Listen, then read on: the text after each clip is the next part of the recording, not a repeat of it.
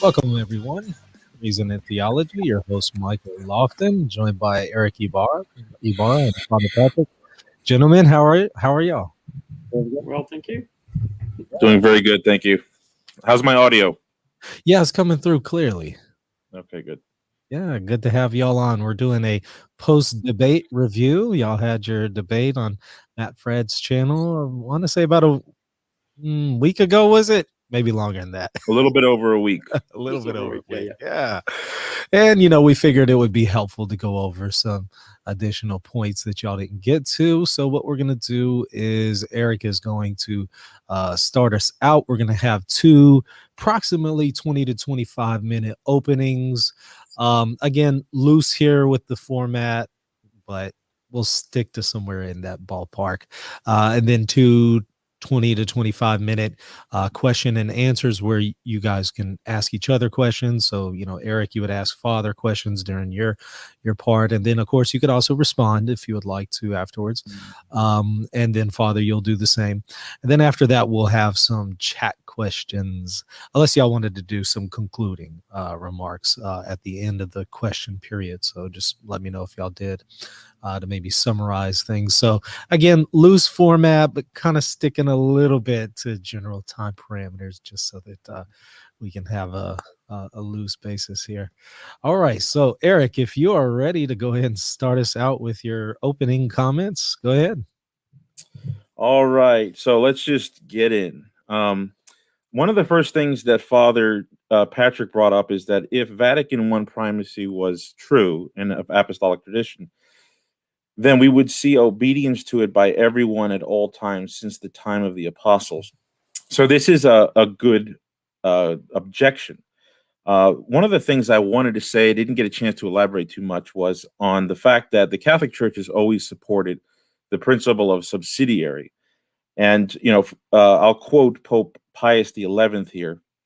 He says, "Still, that most weighty principle which cannot be set aside or changed remains fixed and unshaken in social philosophy, just as it is gravely wrong to take from individuals what they can accomplish by their own initiative and industry and give it to the community.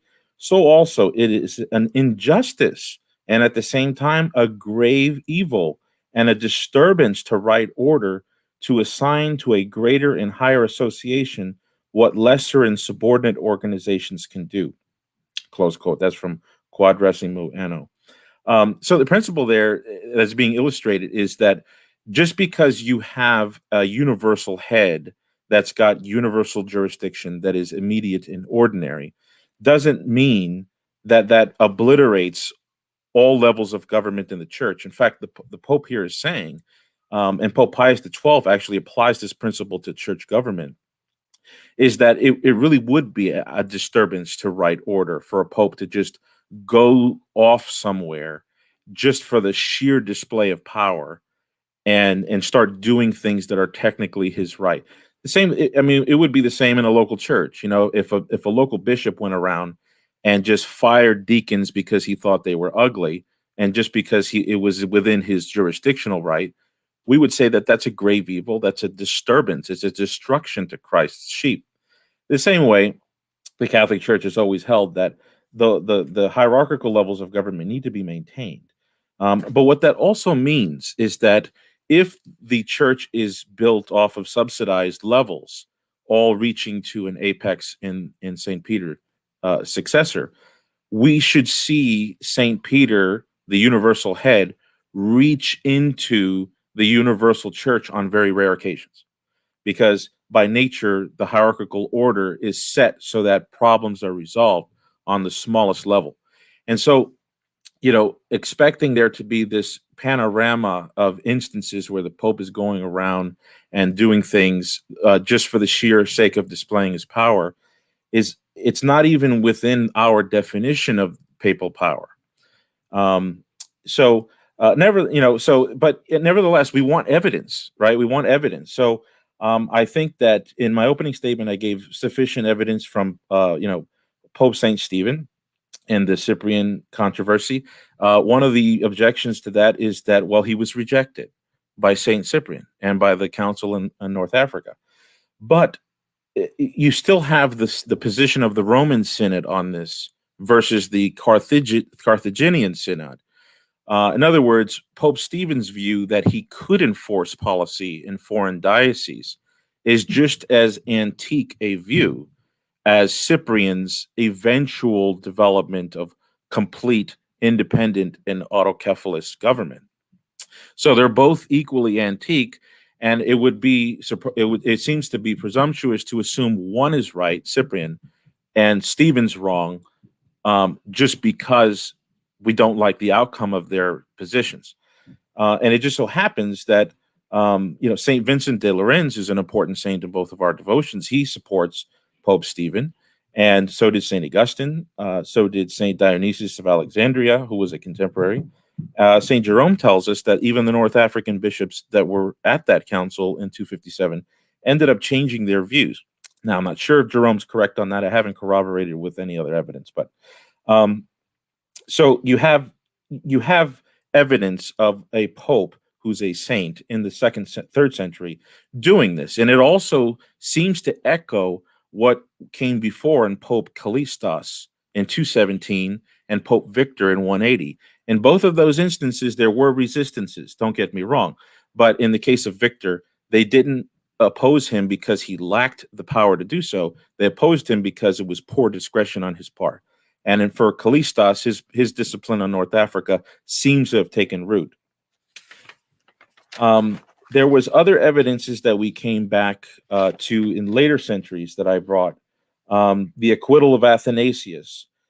This came from the Superior Tribunal of Rome over Eastern provincial synods. I mentioned that the Serdican privileges, those were universal. They had to have been because it applied to Athanasius and applied to other Eastern saints. So there was a recognition of a superior tribunal over the East. There was also the fact that Flavian appealed to the Pope over Ephesus 449. Father Patrick said that wasn't an ecumenical council, but for all intents and purposes at the time it was. Everybody kind of viewed it that way. The emperor certainly viewed it that way. Dioscorus certainly viewed it that way. Leo himself thought that they were not in force, but he understood that there was still a legal due diligence in order to officially revoke it, which is why he called for another council. But in any case, Flavian appealed to the Pope over the proceedings and the acts of that synod, which shows that an Eastern saint, Saint Flavian, believed that he could appeal to the court of Rome over an ecumenical council. Yes, in hindsight, it's 2020, we see that it's not an ecumenical council, but at the time, everyone's vision saw an ecumenical council. I brought up the formula of Hormisdas, which certainly is very important because it ratifies not only the infallibility of Rome, but it also says that the Eastern bishops had to accept all of Leo's letters. And if had to accept all of Leo's letters, then all of Pope Leo's perspective on Chalcedon has to be accepted, which includes the position on Canon 28. which we get to that in the cross, though. The other and more important part I want to bring out here was I didn't bring up the Eastern Orthodox historian Andrew J. Economou, who in his Byzantine, Roman, Greek popes, page 98, he admits that Pope Martin and Pope John, when they set up papal vicars to go to Antioch and Jerusalem to depose clerics, deacons, priests, and bishops, and replace them, that this was, and I quote him, an assertion of papal authority over matters within the jurisdiction of an Eastern patriarchate, close quote. So I had pointed out that this commission that Pope Martin made in John of Philadelphia was not on the basis of any canons. It was on the basis of the divine investiture of Christ, the divine investiture of power by Jesus Christ in St. Peter. He directly appeals to that. He invokes that as the reason for why he could, enforce this discipline in the East. The other point I wanted to make was Saint Cyprian. This is important. If you read Dr. George Demokopoulos' book, The Invention of Peter, in the introduction, he even admits, and this is something that's corroborated by several other Cyprianic scholars, like Alan Brent in his Cyprian and Roman Carthage. Cyprian underwent a development of thought in his writings. This is a scholarship that seems to be pretty common today, especially by the observations of the changes in his De Unitate de Ecclesia. And that transition was, at one point, he did sort of view Rome as having this unifying, influencing power. But then later, when he became under the crosshairs of Rome, he seems to have just went all the way to this idea where he's completely unaccountable to Rome, and all churches, in fact, are unaccountable to anyone above themselves. One of the problems with that is that Cyprian's logic of his ecclesiology is that you have to have a Petrine principle for unity, and he put that in the office of bishop. So the reason why every local church is a unit is because it surrounds one bishop whose authority has to be obeyed. Cyprian says in many places that the reason why there's disunity is because the Lord's priest is not obeyed. So the Petrine principle for him is coercive authority, and it grounds unity in the local diocese. And at one time, he was attributing to the Roman See, this is letter 59, this unifying element where the See of Rome is the source of unity for all the churches. Well, how does the local bishop become the unity, the principle of unity in a local church, by having coercive jurisdiction, but not the Roman bishop vis-a-vis all the churches of the world? And so that was a fundamental inconsistency in Cyprian's thought. And I brought up Orthodox scholar Nicholas Afanasiev. He recognized that inconsistency. Alan Brent recognizes that inconsistency. I can quote scholar after scholar that recognizes that inconsistency.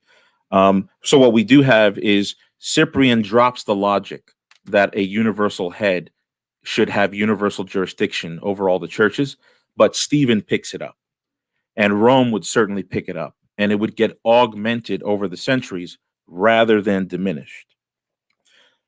The other point, Father Patrick brought up the Cyprianic policy of baptism as if that was rejected by the church, but I can quote scholar after scholar who are Eastern Orthodox that reject that whole premise and that whole inference from the history. It seems very much so that Stephen's policy is what won out. Now, I understand there's massive debate about this. There is quabble over this issue. We'll get to that in the cross, but I do want to assert that. Okay, Father Patrick went over how there's legitimate primacy on different levels, the patriarch, the metropolitan, the bishop, and they have certain rights that can't be violated. So this idea has to be responded to, and I'll quote this Catholic encyclopedia here. To this it is replied that no difficulty is involved, I'm quoting the Catholic encyclopedia here, in the exercise of immediate jurisdiction over the same subjects by two rulers, provided only that these rulers stand in subordination, the one to the other. We constantly see the system at work. In an army, the regimental officer and the general both possess immediate authority over the soldiers, yet no one maintains that the inferior authority is thereby annulled. The objection lacks all weight.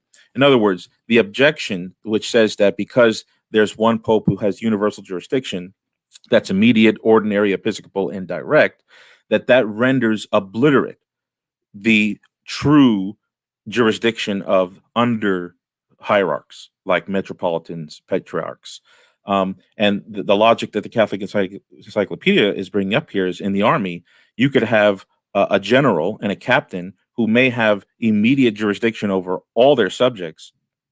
That doesn't mean the captain now is superfluous.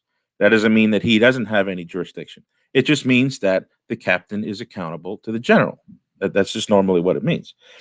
The Vatican Council itself states, quote, "This power of the Supreme Pontiff in no way derogates from the ordinary immediate power of episcopal jurisdiction, in virtue of which the bishops, who appointed by the Holy Spirit, have succeeded to the place of the apostles as true pastors, feed and rule their several flocks, each one of them which has been assigned to him. That power is rather maintained, confirmed, and defended by the Pope."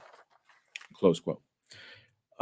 So this is important to remember, that we don't obliterate this. Okay, so the next thing I want to bring up is Father Patrick brought up the equality of Rome and Constantinople. I fundamentally reject this view. I don't believe that they're equal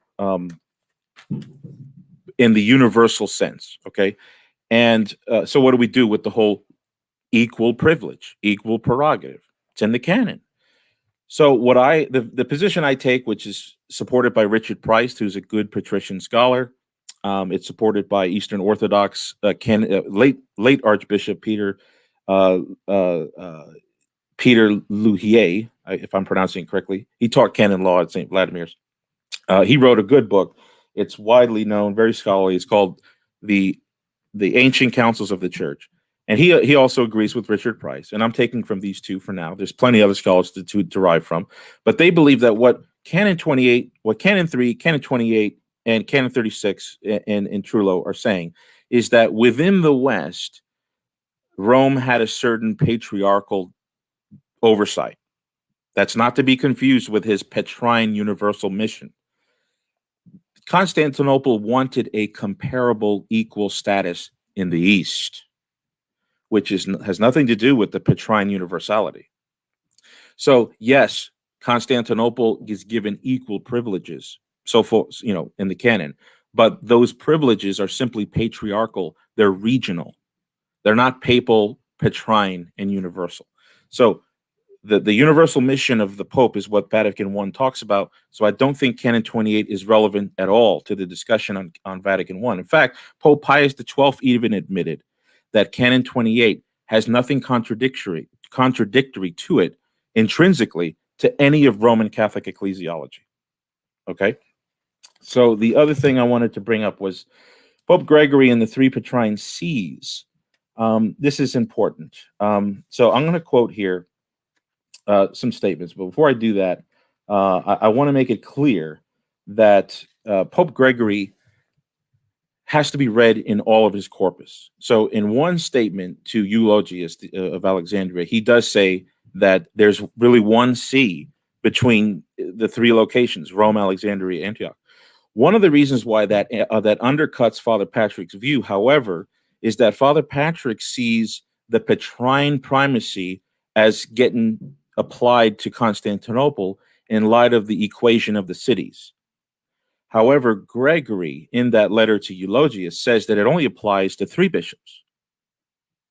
And so St. Gregory is a witness against Father Patrick's view, while it is being attempted to be made a support for his other view, which is that there's this multiplicity of Petrine quality in three different locations, and it can't be exclusively in Rome. However, there's got to be a way to make it exclusive to Rome, because Gregory thought that Rome was superior in authority to Alexandria and Antioch. I'm going to quote here. I'm going to quote him. St. Gregory says, quote, "For as to what they say about the Church of Constantinople, who can doubt that it is subject to the Apostolic See, as both the most pious lord and emperor and our brother, the bishop of that city, continually acknowledge. Close quote. Book 9, letter 12. Quote, as to his saying that he is subject to the apostolic see, if any fault is found in the bishops, I know not what bishop is not subject to it. But when no fault requires it to be otherwise, all, according to the principle of humility, are equal, close quote. That's book 9, letter 59.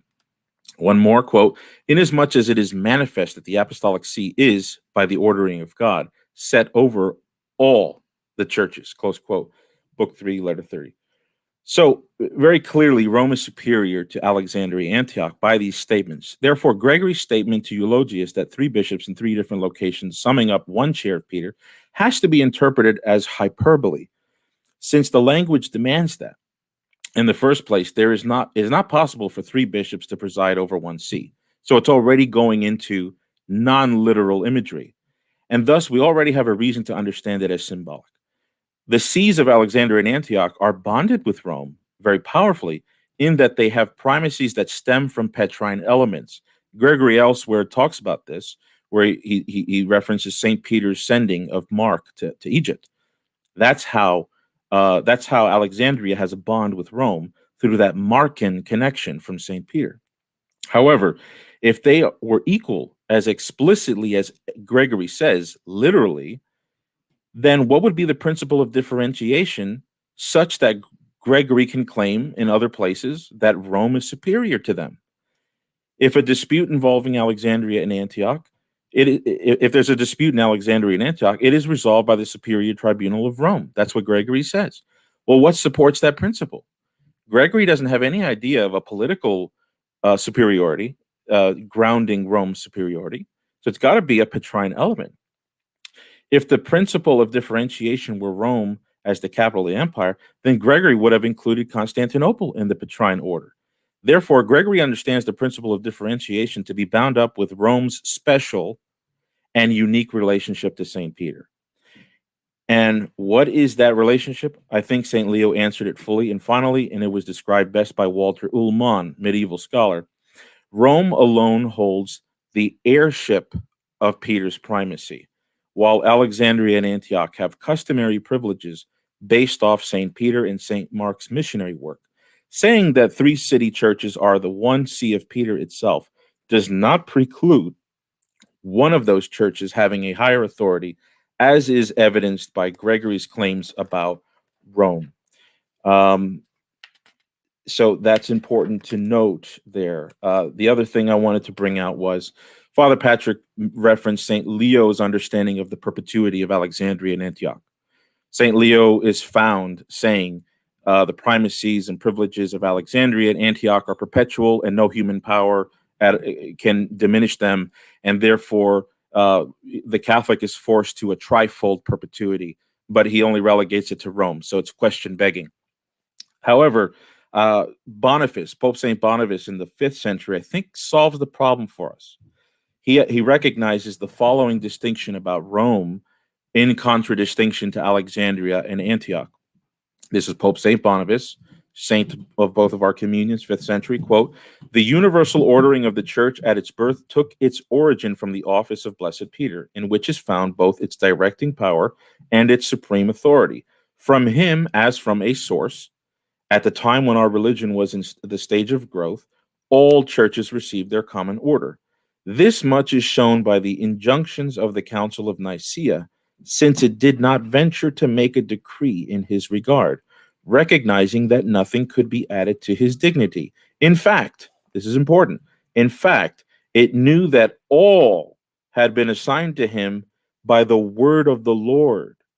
So it is clear that this church is to all churches throughout the world as head is to members, and that whoever separates himself from it becomes an exile from the Christian religion, since he ceases to belong to its fellowship, close quote.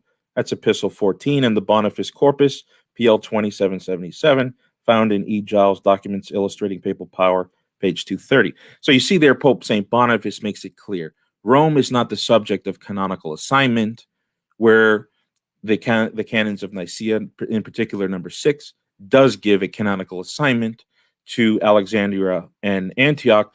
And if you read letter 119 of Pope St. Leo, he recognizes what's inviolable about Alexandria and Antioch is its canonical origin in Nicaea 325. Whereas Leo understands a different footing for the See of Rome, being in the episcopal presidency of Peter and eventually his martyrdom, which finished in Rome. How am I on time? You got 1 minute. Okay. So the other thing I could bring up here is that I cited two Eastern Orthodox scholars, Father Laurent Kleenewerk, Father Alexander Schmemann, and the late Archbishop of Australia, Stylianus Harkianakis, I believe I'm pronouncing that correctly. They all admit that there was an exercise of primacy by saints. They would turn around and say it was rejected. But I want to bring back to the beginning here. Just because something's rejected doesn't mean that it's false. You have ecumenical councils that are rejected. You have popes that are rejected. You have many things that are rejected. That doesn't immediately show the subject of exercise illegitimate. So we have to kind of look at corroborating evidence and see how things either terminated or were augmented. And in my view, the Roman view was ascending more and more and more, and it hits crescendo in later centuries more clearly. But the ancient principles that served those to be built upon were there from the beginning. There you go. Good job. 25 minutes.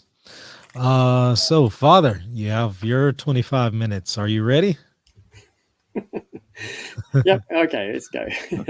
Go ahead. Right.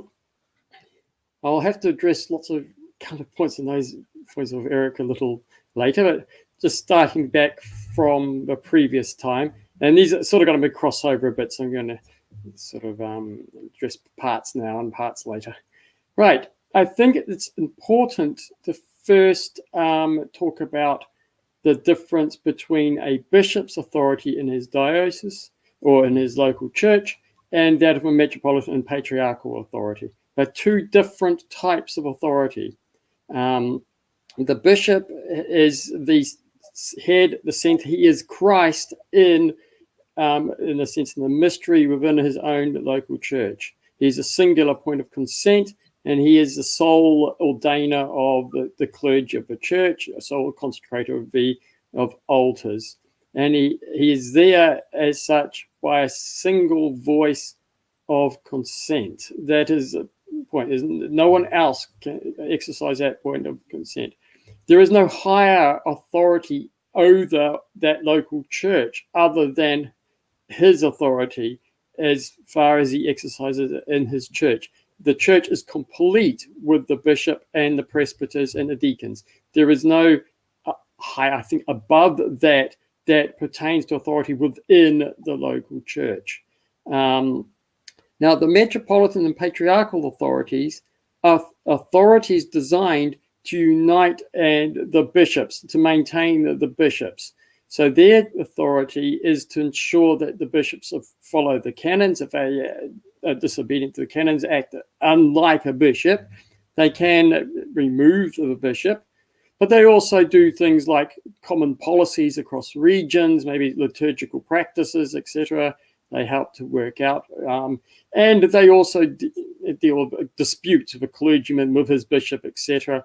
Because the church lives by the rule of law, not by just autocratic authority. So when we talk about a bishop's authority, it's not an autocratic authority. It's authority within the rule of law. It's an authority to impose the law and to manage the law. That is the church canons, the church, God's will. He has certain discretionary powers within that case, but he's there to maintain that. And if he fails to do that according to the law, the metropolitans and the patriarchs work in that. So we must look at authorities not autocratic, just totally discretionary, but one that fits to tradition, to maintain tradition. So yes, and then the patriarchs have a sort of extra court of appeal to help unite the various synods and to maintain the common tradition. Yes, and then we have the Petrine sees, or the Petrine See, as Gregory has it, who have a centralizing feature, based with Rome being the first of those. And their job is to maintain the common tradition across all the churches, to look at what's going on in other churches around the place. Rome has a responsibility to look at what's going on in the East and go, wait, what's going on over here? That's not the common tradition which we know. So it has a place to enter, argue, write letters, to dispute, to put its opinion across to those sees, because it has a responsibility to make sure there's a common tradition. Exactly how it can, but this is different, a completely different matter of exercise authority than that of being a bishop inside any local church. This is an authority regarding the other bishops and their common faith, and it's got certain rights and limits to it, that it doesn't go in and say, oh, I'm just a local bishop anywhere in the world. No, he's a local bishop in his own church, and that's as far as that goes. But he has certain rights and prerogatives in hearing appeals, etc., from bishops, and a more universal sense than anybody else. And he is the final court of appeal. It has to be a final court because, as any legal system has, it has its final court. And yes, obviously you can't appeal above that. But as I said before, each patriarchate is actually a final court of appeal.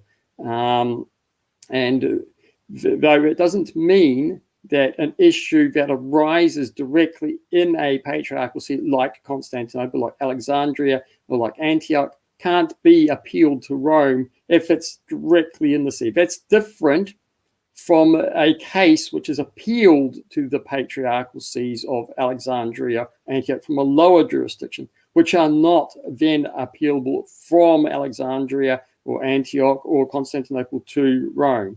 But from the actual sees themselves of Alexandria and stuff, if an issue rises there, yes, of course, quite often they all appeal to Rome for help. That's quite natural.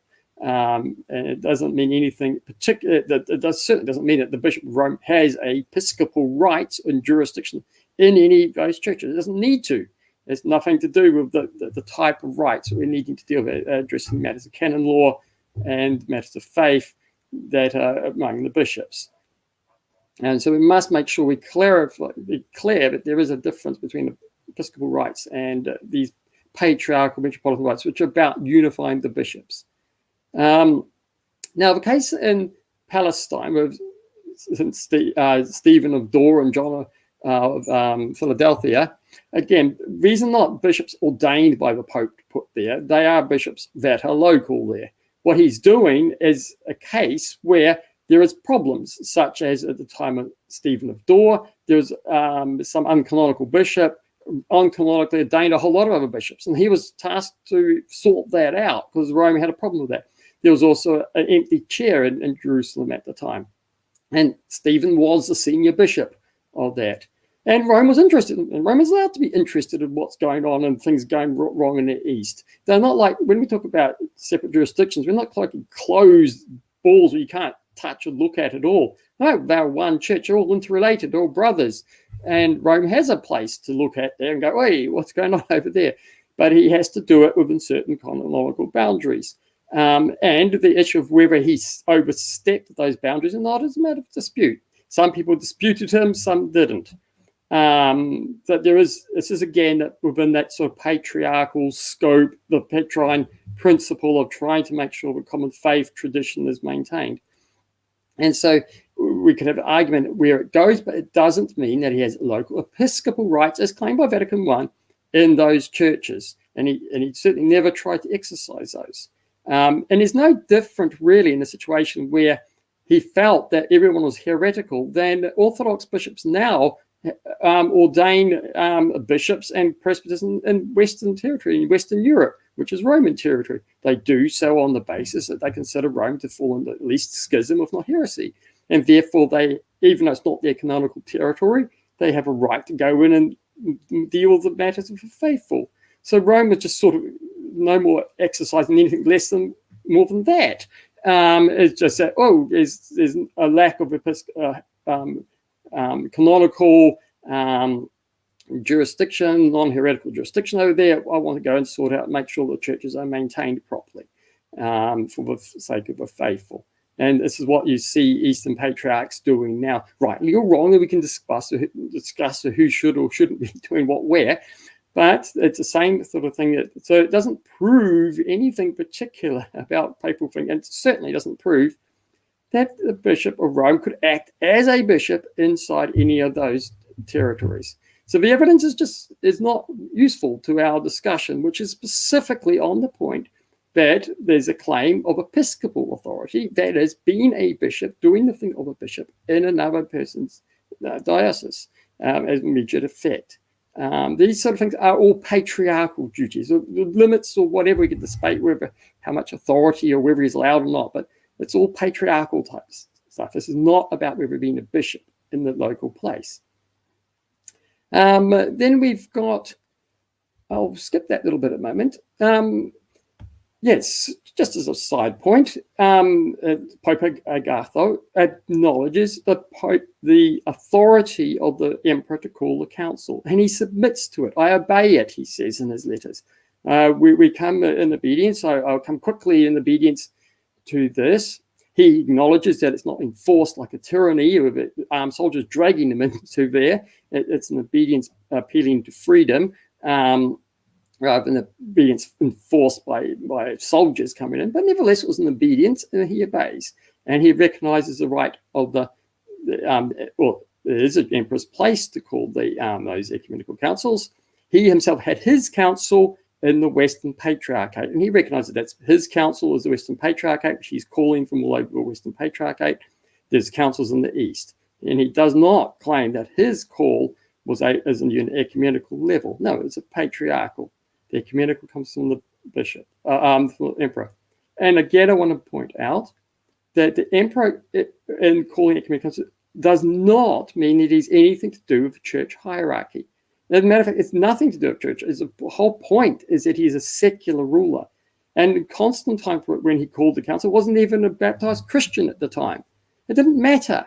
The point was he's a secular ruler that had authority over the world. And according to St. Paul, we obey the secular rulers. And this was not a matter contrary to the faith. So in obedience to secular rulers to come to council, they came because they were in obedience to the emperor. That's why he was used, because he had a certain universal authority, which none of them did. And it's nothing to do about him being Caesar paparism and stuff. It's not. It's because he's not part of the hierarchy, he can exercise authority, not because he is part of a hierarchy. If you seen you moved into that, then he couldn't have that authority. So I just wanted to make sure that point's clear. Now, the other point is that the Church of Old Rome is about unity. Now, if it's such an important part of unity and people claim that the Orthodox churches are disunited because we lack it, well, the whole problem with Rome and the Orthodox churches is that because it claimed a certain jurisdictional power, which was rejected in the East, that caused the disunity, but lost unity of all the Eastern patriarchates. It is utter failure at maintaining unity because for its singular sense of this authority, that's what brings unity. It failed to unite all the Protestant churches. It shattered. As a matter of fact, the Eastern churches have been very well united. Yes, we have squabbles, fights and bickerings, as the church always has had through history. And it's only now where you've got a more major schism because the Patriarch of Constantinople is trying to claim what the same type of powers that the Pope of Rome claimed back in the 11th century, which is what's caused the upset of Russia by not respecting the proper jurisdictions, particularly the Metropolitan of Kiev. And so it's trying to exert this sort of overall authority on top that disrespects the proper rights of those underneath, which causes division and is not the thing that causes union, which comes from other principles of common tradition and a bind to a commitment to union with the patriarchates, with the Petrine See, unless they fall into heresy, which is pre-done. So there is a commitment in the church, and that you're bound with the Apostolic See or the Petrine Sees for the sake of that. importance for union. And that's very strong. Only in predefined heresy can you break that. And that's all that's needed. You don't need to have some sort of authority who can claim to be bishop everywhere to maintain that. And Rome certainly never did that when it united the churches initially. Now, someone raised the point about ordaining the Patriarch of Constantinople. The Pope did that. Well, again, he was there. And if he was in Constantinople at the time and they needed a new Patriarch at the time because there was a problem with the other, yeah, he would probably most likely, with the consent of the rest of the bishops, as is necessary for any ordination, yeah, he's a senior bishop. He'd be asked to do the ordination. That's not a surprise. That's not something different. What we need, if you want to find evidence of this control where he's actually ordaining the other patriarchs, is that it's a regular thing, that you see that happening all the time. Every time one of the other patriarchs got ordained, they go to Rome, get ordained, or he has to, they have to acknowledge it off to him, or he actually is part of a process, etc. That's not the case. Yes, there's occasionally he goes off. And the same issue in Palestine. Regularly all over the place. And when I say regular, it's not absolutely all the time. Yes, of course, there's going to be times it doesn't quite work. But you see it every place. You see that happening here, and you see it happening here, and you see it this time, you see it that time. Not just, oh, look, this is one instance where he did this, therefore he has all this power. No, it doesn't prove anything. You have to establish a common pattern across things. So all these evidences, which are just, oh, look, here's something happened, a little bit here, that's meaningless. It could be overexertion. It could be explained by a number of ways. So we must be very careful how we use evidence. We must find a common theme, a common pattern before we can use that to establish any point. And so a lot of evidence that's being presented is just singular. It's here. Oh, look, someone here. And this is not, you can't establish anything from this. Right. What other points did I have here? Yes. The matters of faith. How am I going for time, by the way? You have 10 more minutes. Okay. Very quickly, matters of faith. Fifth Ecumenical Council is absolutely clear that when it comes to points of faith, even though each apostle could explain the entire faith by himself, he didn't need anybody else to be correct on the faith, that when it comes to matters of faith, the church comes together in council. They come together to get everyone's opinions, they thrash it out, and it's through the common witness of all of them agreeing together as one in unanimous consent by the Holy Spirit that Christ becomes present, and he, through them, declares his faith. And this was a faith, this is what happened at Apostolic Council in Jerusalem, and this is what happens at ecumenical councils. On matters of faith, it requires the gathering of bishops. It requires no singular voice is permitted. So the claim of, again, the infallibility that the Pope can declare this is contrary to the tradition of the church. This is not the way things are done. When it comes to matter of faith, they come together. Now, it doesn't mean that the Pope doesn't have a first voice at the council, like Peter had the first voice in Jerusalem, that his letter, his statement of faith is not the first one stated.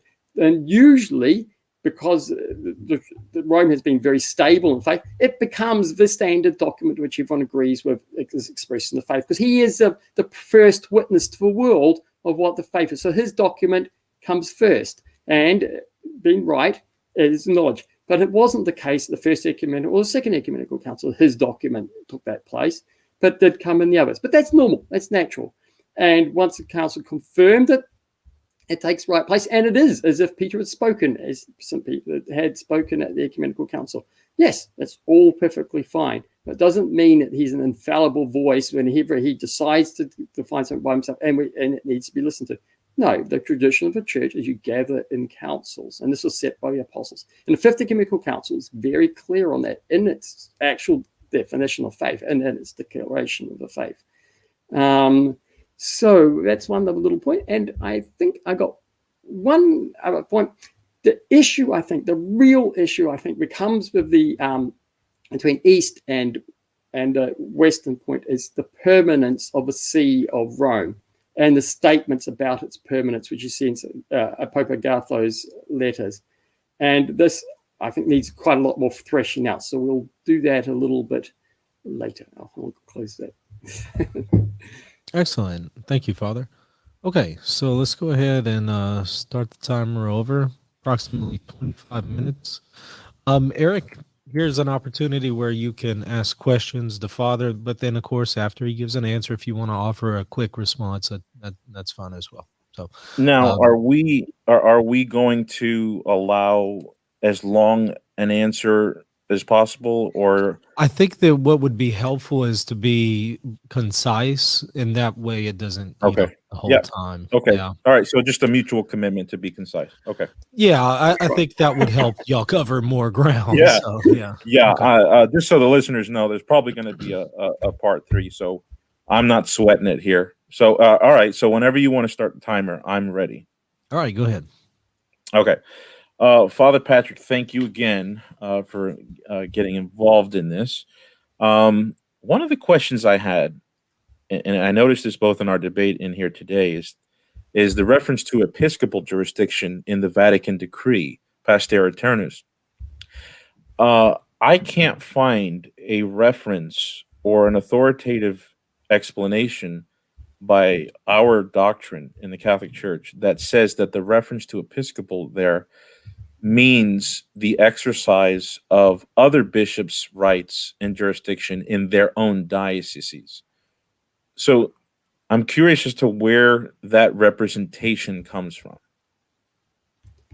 Well, the very fact that it says it's episcopal and immediate, well, that's where it's actually stated as such. Are you suggesting it's not episcopal and not immediate?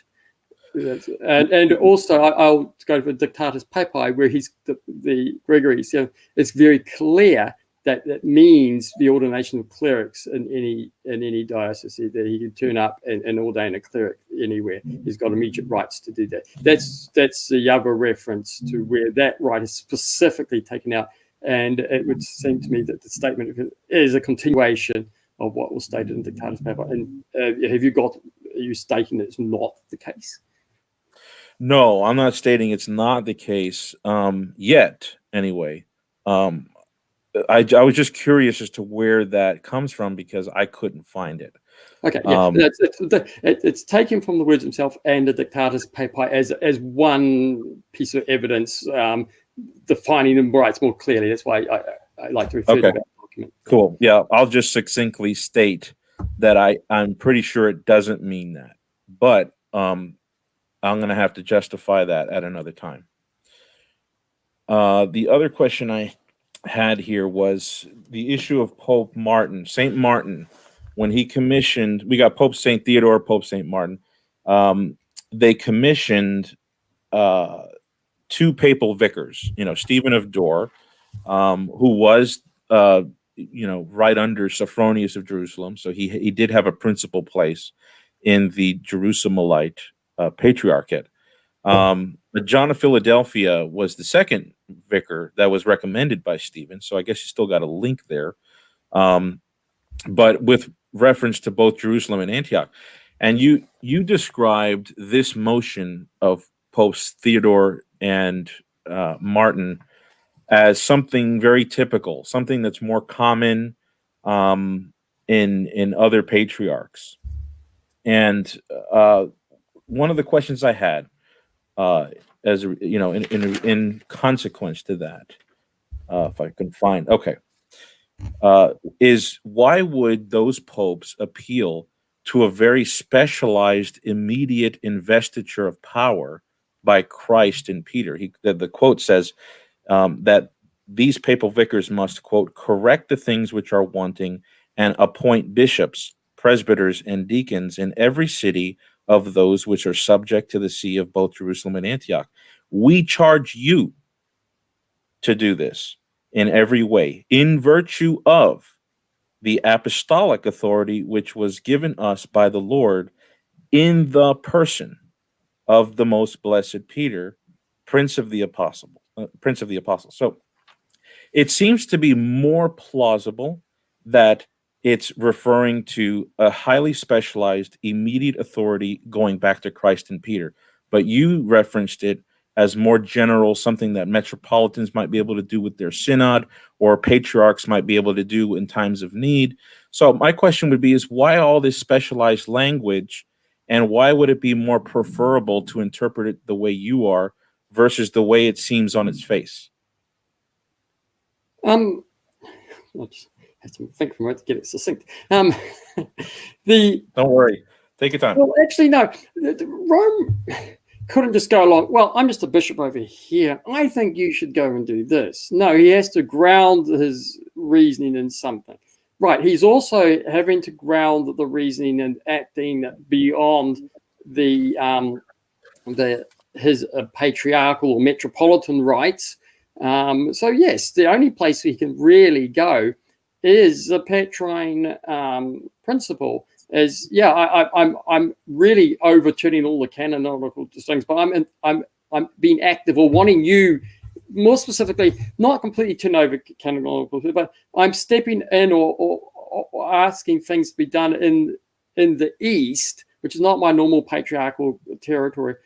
Because I'm a Petrine See. I'm the first Petrine See, and we have a general, universal, in a sense, over care of the churches, and there's a problem over there, and I'm using, that's the authority of the Bible, which I am allowed to even make a noise about what's going on over there. So I think that makes sense. It doesn't imply any sort of absolute authority in there, or in the normal circumstances to ordain people, etc. It's because everyone's a heretic over there. He's trying to reestablish the church.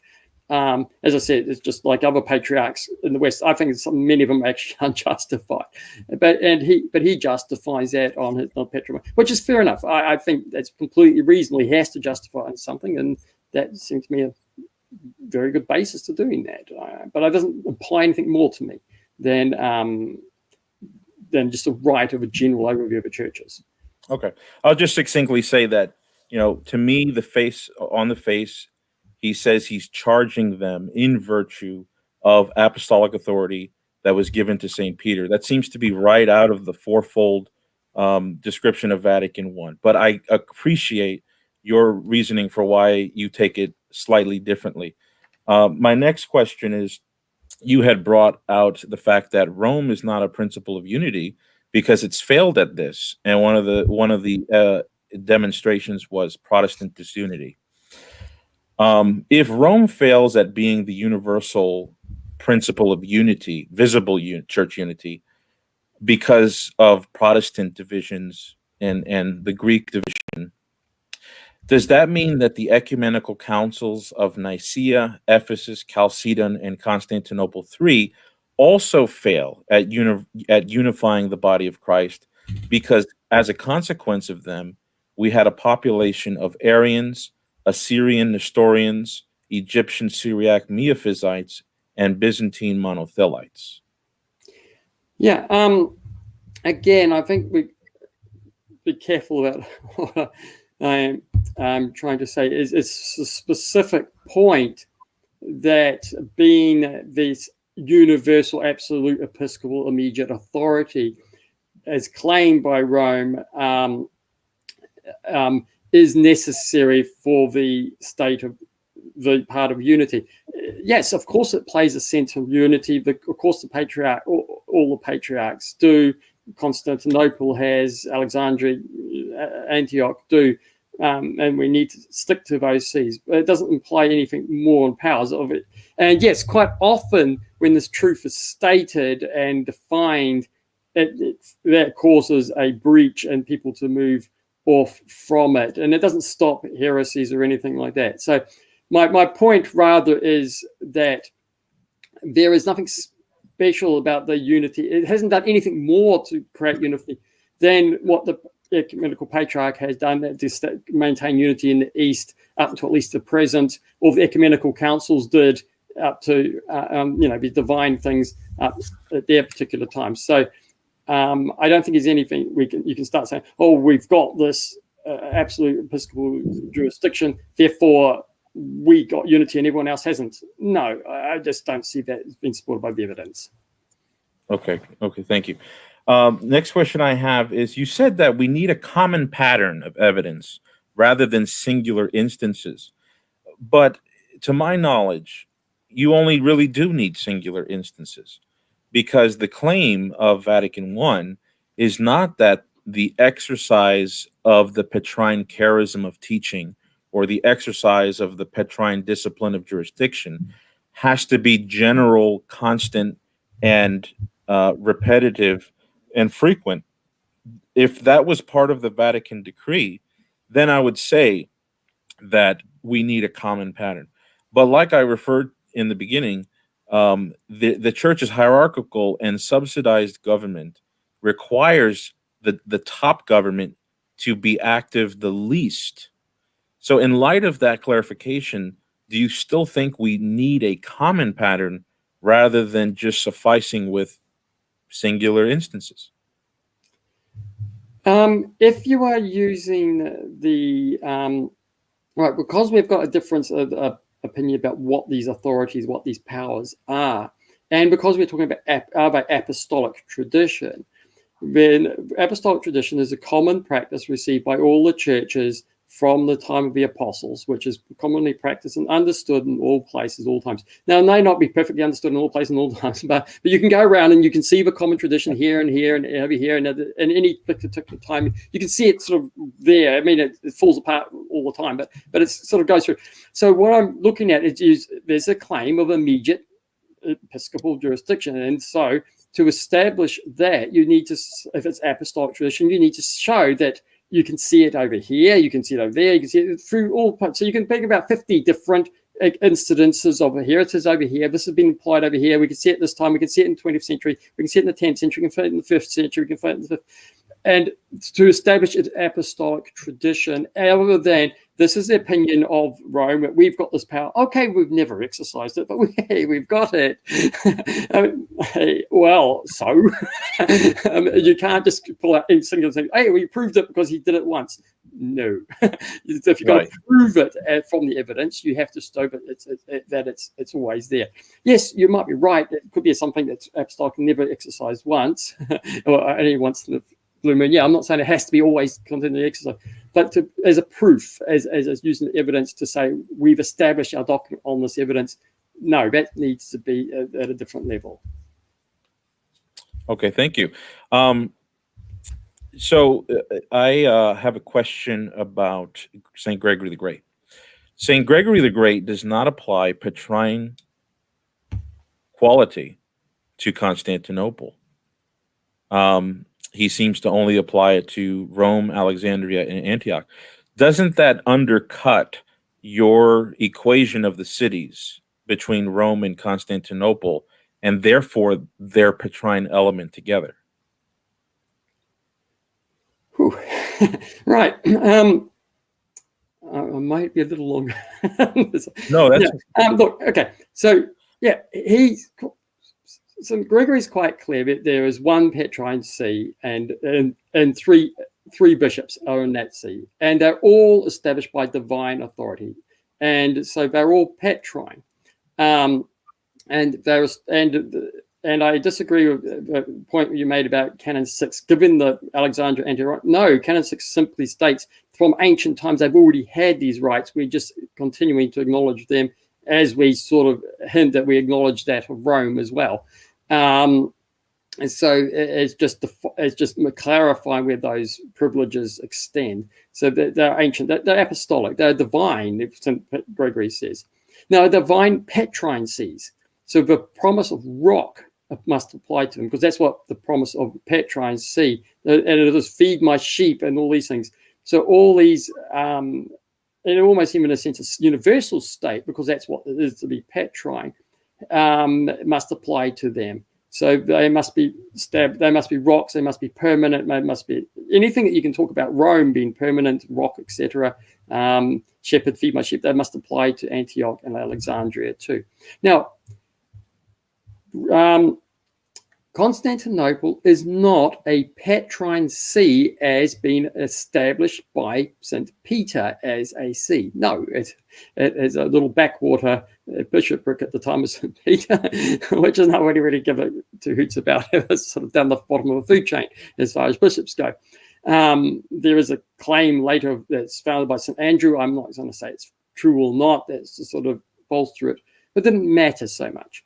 The reason why Rome stands out above Alexandria and Antioch is only one reason, is that it's a capital of the empire, and Alexandria and Antioch were the next major cities in the empire, but they weren't the capital. And Peter and Paul both go to Rome because it is the capital. And that see takes the first place because it's in the place for witness to the entire world. All roads lead to Rome. It's just a natural place to put the first see. It's not because it's every capital must be a first see, though most often the capital is a sort of a sensible place to put a first see in a mission because that's a place where everyone goes, everyone looks. So when you want to put your principal see where everyone's going to testify to the world about the doctrines of the church, you put it in the place most visible to everybody in the world. England has a little place off the side because of historical reasons, but otherwise you put it. So do you mind if I take your answer there? Or do you need to add one more? I want to add a little bit more. Yeah. And so being Rome as a capital does not undermine the Petrine thing. It's all Peter. It comes. You can talk about it as a Petrine thing, but Constantinople takes the same because it is by Constantine established as Rome. It becomes the city of Rome. It becomes the bishop of Rome. Therefore, he inherits the same things as the other bishop of old Rome. He inherits it. So he inherits all the privileges. So all the privileges that are given by Peter also apply and are exercised by the Bishop of Constantinople. Second to Rome, because it always has first place. It doesn't change canonical, doesn't take them over, replace Rome. It comes second. And Rome is sort of the principle, like the father to child sort of thing. Son and father and son, the same sort of idea. It's sort of equal yet not equal. So it's not Petrine in the sense of foundation, but it has the same Petrine principles of Rome. It has the privileges that gave into the city of Rome, and it shares those equally. Yeah, okay. Okay, thank you. So, but I see a potential problem with this. So I'm just going to follow up with another question here. Mm-hmm. This is what St. Gregory says. He says, he himself, Christ, established the see in which, though he was to leave it, he sat for 7 years. Since then, it is the see of one, and one see over which by divine authority 3 bishops now preside. So, don't get me wrong, I think this is hyperbolic and symbolic language. But let's go ahead and take it literal. He seems to be saying that the see of Peter is only occupied by 3 persons at the time when he's writing this. So if he believed through the equation of the cities, Rome and Constantinople, wouldn't there have to be a 4th man in this reference? Yes and no. Depends on how we're looking at it. Again, you got 3: Rome, Alexandria, and Antioch. Those are the 3 Petrine sees. There's 3 bishops on those 3 Petrine sees.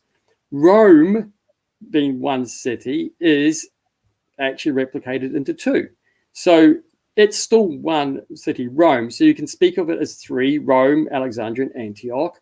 Or you can, when you look at Rome, you can go, oh, actually, Rome actually has 2 bishops. It's still one in there. They're one see in 2 places. It's with 2 bishops. So you can reference it as 3, which is a perfectly legitimate and the old tradition. And it's only sort of by not by standard Petrine thing that Rome becomes replicated into a second place where you've got 2 bishops on the one see of Rome. But so it's not like Constantinople making a Petrine principle of 4. There's still the 3 as Rome, Alexandria, and Antioch. But when we look at Rome, we've got first and second in that. There's 2 sitting on the same seat of Rome, but it just happens to be in 2 places. Okay. Yeah, I understand. Okay, I'm not convinced by that, but I understand what you are saying there. The other question I had for you was, at the Council of Constantinople 681, Agatho's letter, which you were right, comes from a Western Synod that the Pope had before the Ecumenical Council was even called. In fact, Agatho held that Western Synod before he even knew that the idea of a council was going to be held, if I recall. In any case, Agatho's letter is received with high praise. They say that Peter spoke through Agatho in his letter that was read in both Latin and Greek at the council. I cited Philip Schaff, who's a world-renowned, late historian of the church. He's written massive volumes on church history. And when he read this letter, he came away understanding that Pope Agatho was claiming a divine and perpetual protection to the See of Peter in its teaching functions, and that it would be preserved until the end of time. And he sees this as ironic in light of the Honorian sentence, but he nonetheless sees that that's what Agatho is claiming. Given that this letter is accepted by the council, given the fact that this council is in the upper echelon, the highest ranking books for both of our churches, Orthodox and Catholics, why is this so easily passed over or reinterpreted instead of just accepting what's on the face? Yeah, well, that's one of those things I was going to come to. Again, it's sort of hard to sometimes say these points very quickly. This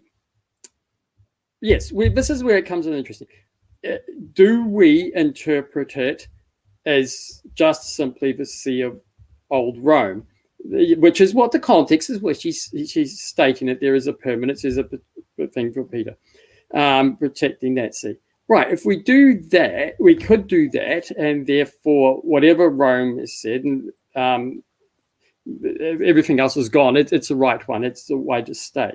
But then we still got a problem, because Alexandria and Antioch are also Petrine sees, and they also must be established by divine authority. They also are Petrine.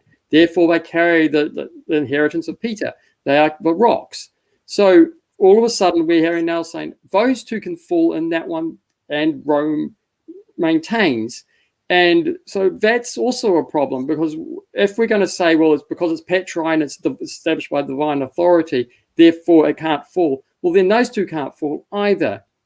So what we need to look at is the principle an absolute that it's the Bishop of Rome only that can fall, and we've already got in the Sixth Ecumenical, no, the Pope Honorius did fall. He did teach heresy. He supported heresy, not in a direct way, but he didn't do his job in guarding the truth, and that's why he was condemned. So we've got to say, okay, we've already got to sing that there is a case where a pope fails to do that. So we need to then, we are forced to interpret it differently. Not that, okay, the Petrine principle can be maintained in the three. And so potentially Rome could drop out if it goes into an arrogance of a singularity to itself and denying it into the other ones in a state of pride, like Satan falls in the state of pride, as long as the Petrine See is maintained in Alexandria and Antioch, and I would say in Constantinople, which is what we see in the West. So actually the principle, the Petrine principle, the Petrine promise is actually still maintained in the Orthodox churches. It's just that would you say that the old Rome has so the interpretation is not the Petrine promises or anything, it's just with it's the specific See of old Rome itself has to be the only way of accepting that. So would you say that Agatho, when he said Rome cannot fail in its faith until the end, do you think he was referring to Alexandria, Antioch, Constantinople, and Jerusalem as well? Or just Alexandria and Antioch? Well, I would think that in his letter he's probably referring to Rome, old Rome in itself, because he is the Bishop of old Rome, and he's blowing the trumpet for old Rome, and old Rome had been stable until the Sixth Ecumenical Council in the faith. But if you take into account St. Gregory the Great, where there are three sees of the one see and the three bishops in there, there's plenty of room to state right, we can't take him in an absolute sense on what he's stating there, and we interpret it broadly. And I think there's plenty of scope to do it. We've got the is it just Rome by itself, excluding, cut off the other two? The other two fall. Divine promise and the divine authority and everything failed for Alexandria and Antioch, or do we state actually Rome, by its freedom, which it has, chose to do in part of exclusivity? That's why it fell. Not denying the divine promise, but it acted in a way contrary to the love of and the respect of the others. It denied the others, and in denying the others, it denied itself. And there's nothing which God could do. It's not a break of a promise. So that's how Okay. my favor on that. Yes, I'm not saying it's not easy, but that I think is one of the crucial points where we. Do I have room? Do I have room for one more question? You can ask more questions because I haven't got many tasks. That's 25 minutes right there, but go ahead and ask one more. Okay. All right. So Protestant historian Philip Schaff, he states the following, describing St. Gregory the Great.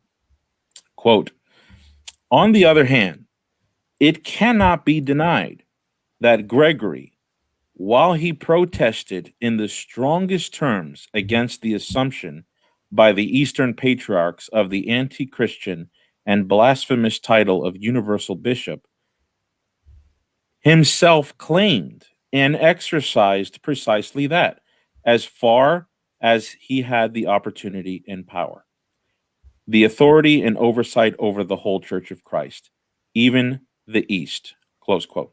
Now, just so it's known, I added he himself in that quote. So it seems Philip Schaff, who, you know, he's dated somewhat, but he is, I think he's followed by modern scholars. And they accuse Gregory of inconsistency. Okay, obviously Schaff is accusing him of inconsistency. I wouldn't accuse him of inconsistency. But what would you agree that with Philip Schaff in his observations in the history that Gregory did claim and exercise what he denied to the Easterners? And keep it short, because I know that you want to ask me all your questions. No, actually, I don't have many questions. No, there's a short answer. No, again, what is St. Gregory is fighting against is immediate episcopal jurisdiction throughout the church. He is not opposed to his general oversight of the churches, where he recognizes there's a limit to his authority. He can't call ecumenical councils on his authority. He doesn't ordain all the other patriarchs. He can't go into each see and sort of start ordaining people. What he's opposed to is the idea that you take an excuse. I am the universal bishop, and therefore I have immediate episcopal rights for everything. That's precisely what he's opposed, not a general universal set of oversight to as in an Orthodox sense. So what the ecumenical patriarchate has been doing for centuries. Anyway. Okay, I'm done. If you're done. Right. Okay, so we're going to go ahead and start 25 minutes now. Go ahead, Father. Right. I haven't got not too many questions. I'll try to target these questions, more points and critiques. Okay. I hope that's okay. Yeah. Right.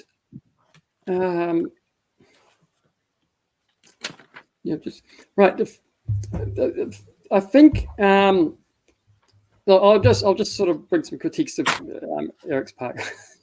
Right. Okay, no problem. Just not. I think you talk about a matter of best practice. Now that the Pope doesn't go in and start interfering with other sees, etc. There. My argument is that no, he doesn't. He can't. The Pope can't, because it's a matter of principle. And as I said, and I keep reinforcing, the bishop is the Christ in his diocese. That the whole church is present in each local church with the bishop and presbyters. St. Ignatius is quite clear that the church is defined around the bishop, the presbyters, and the deacons. This is the church, so that the entire church is present in that structure. There is no higher ordained structure that is above that, and the bishop is there amongst the presbyters as a presbyter among presbyters is why the words are interchangeable in the early church. Bishops and presbyters are basically the same priests, they're all priesthood. But he's there to unite them as one singular voice of consent.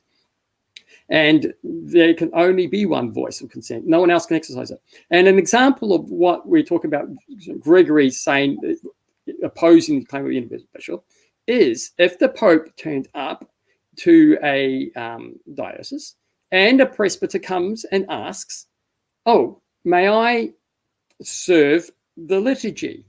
And the Pope, you've got either the Pope answers and say, using his immediate exercise of thing, yes or no. And the bishop says the opposite answer. Well, actually, I'll ask you quickly, there's your question, whose right wins? Yeah. So, okay. So the first thing I want to say is that the Catholic Church does believe that the fullness of orders is the bishop. So in a local diocese, the highest ordained person is the bishop. The episcopal jurisdiction of the Pope is a reference to his primacy, and it's not a reference to the nature of his authority in other dioceses.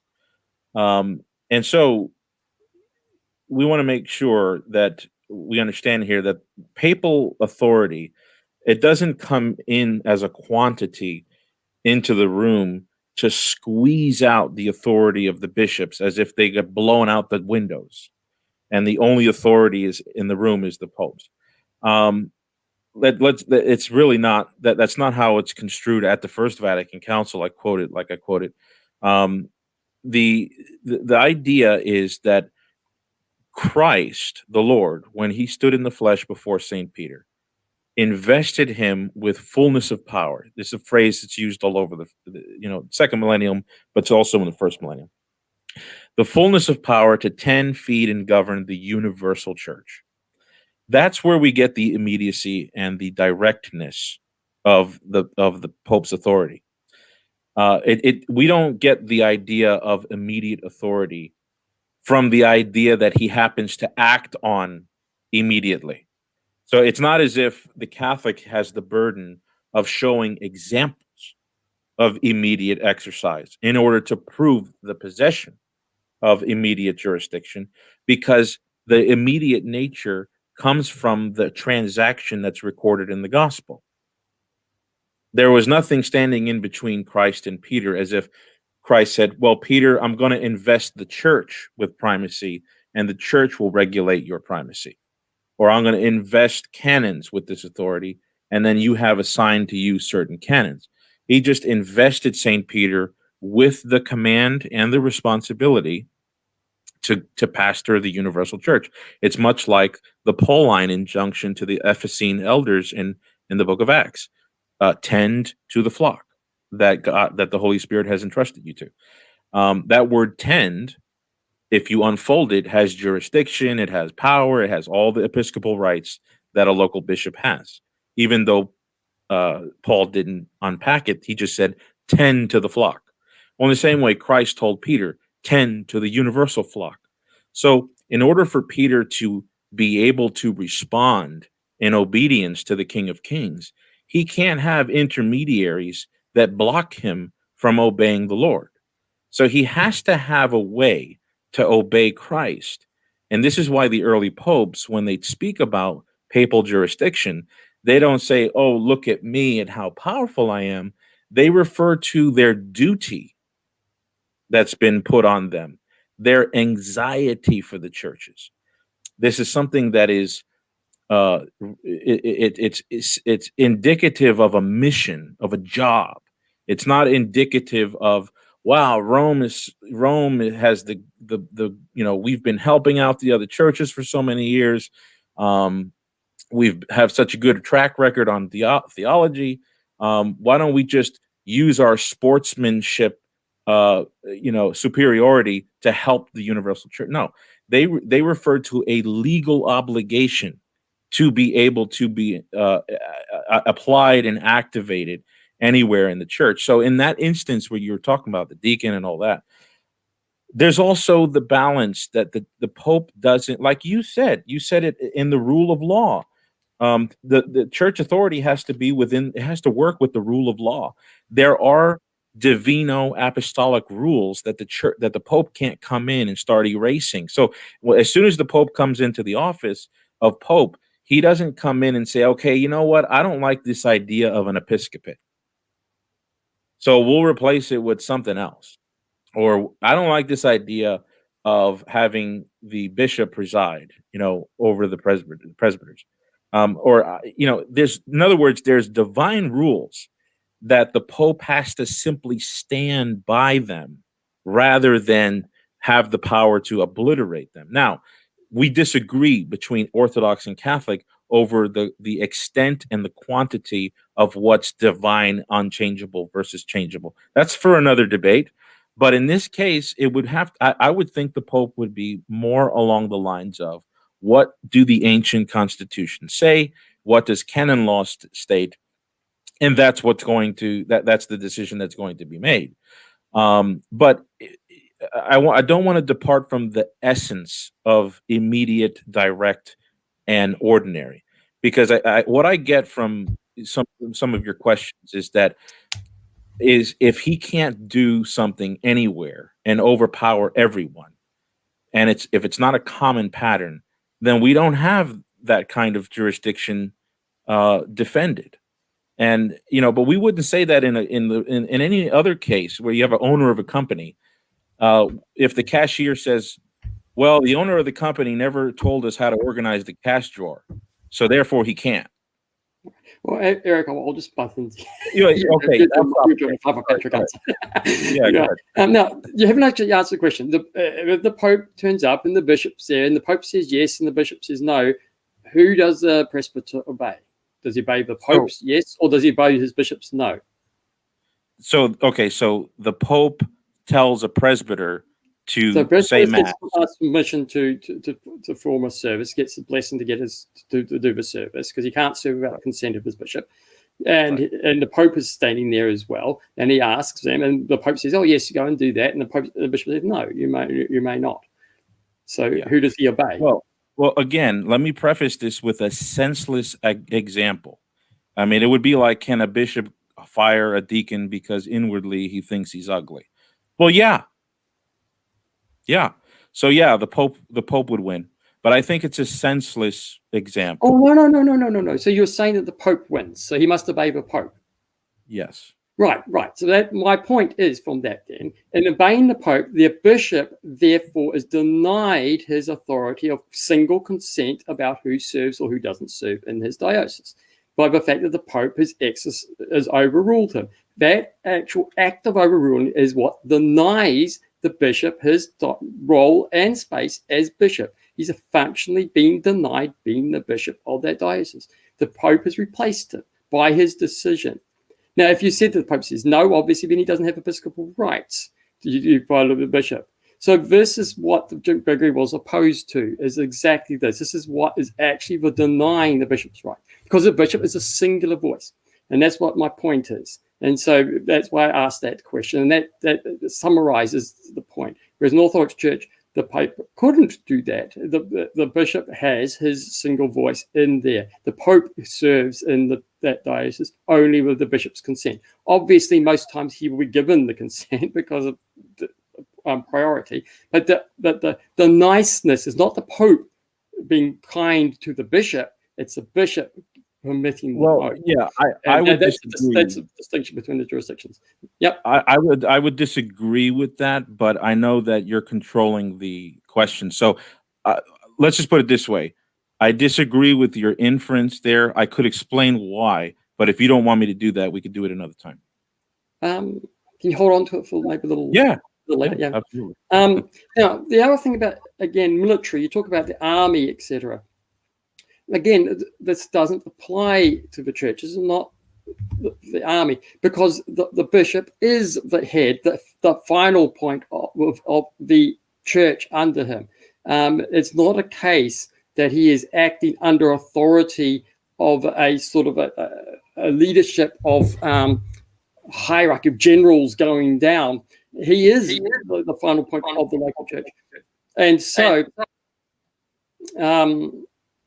his voice, there is no hierarchy above. There is a way of unifying, making sure he acts within his thing. It's more like a federal government system that you might make sure that they're working in the canonical boundaries to keep unified. But that is not a chain of command as in an army. Now, also I noticed when you were talking about tending the sheep, yes, tending the sheep, every bishop's told to tend the sheep, every matter, every presbyter is told to tend the sheep.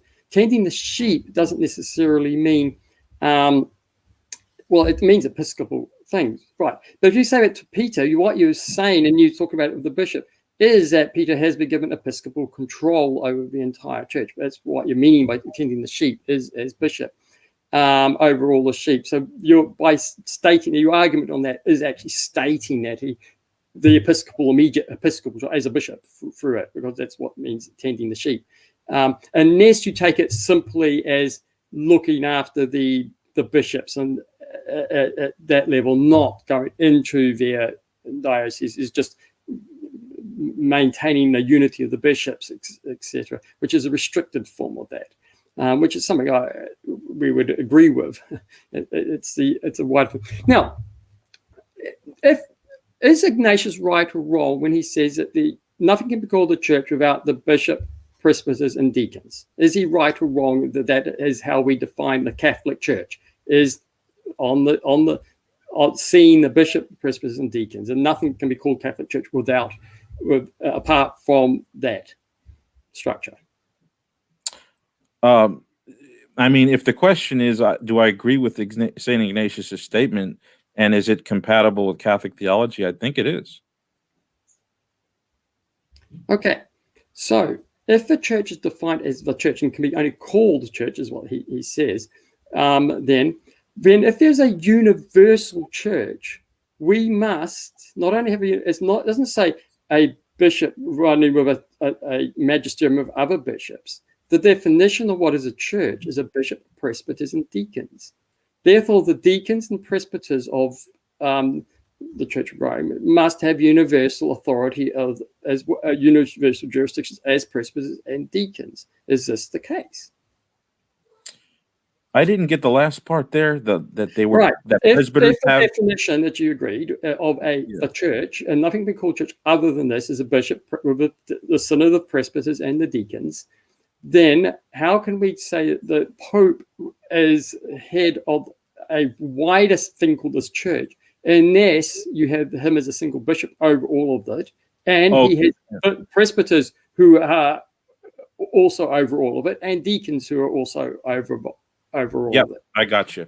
Okay, so for readers, for the listeners, and Father Patrick, you're going to have to consult a good article by Father Joseph Ratzinger called "The Mystery of the Successor of St. Peter," because in that document, what he argues is that the local church, just as the local church, bishop, presbyters, deacons, and the flock, the universal Petrine primacy, which again belongs to Peter and the person of his successor, is not an external relationship to the local church, as if you have the local church in my fist, and then you've got this overlayer that's externally on top of it, like the Pope of Rome, right? He says the relationship is one that's internal. It's internal. So it's not something acting upon the church from the outside. The local church from the inside has an internal connection to the unity of the church, which is principled in the Pope, in St. Peter. So you don't actually have an external organ that is what comprises the relationship of the local church to the universal church. It's actually something that's embedded in the local church itself. Can you please expand on yes, that? Yeah. In other words, is the local church the complete Catholic Church, as Ignatius and St. Cyprian teach, and others teach, or is it a part of a wider organism and how on earth can it be internal? What does that mean? Okay. And Yes. So you added an element there. Is it part of something bigger?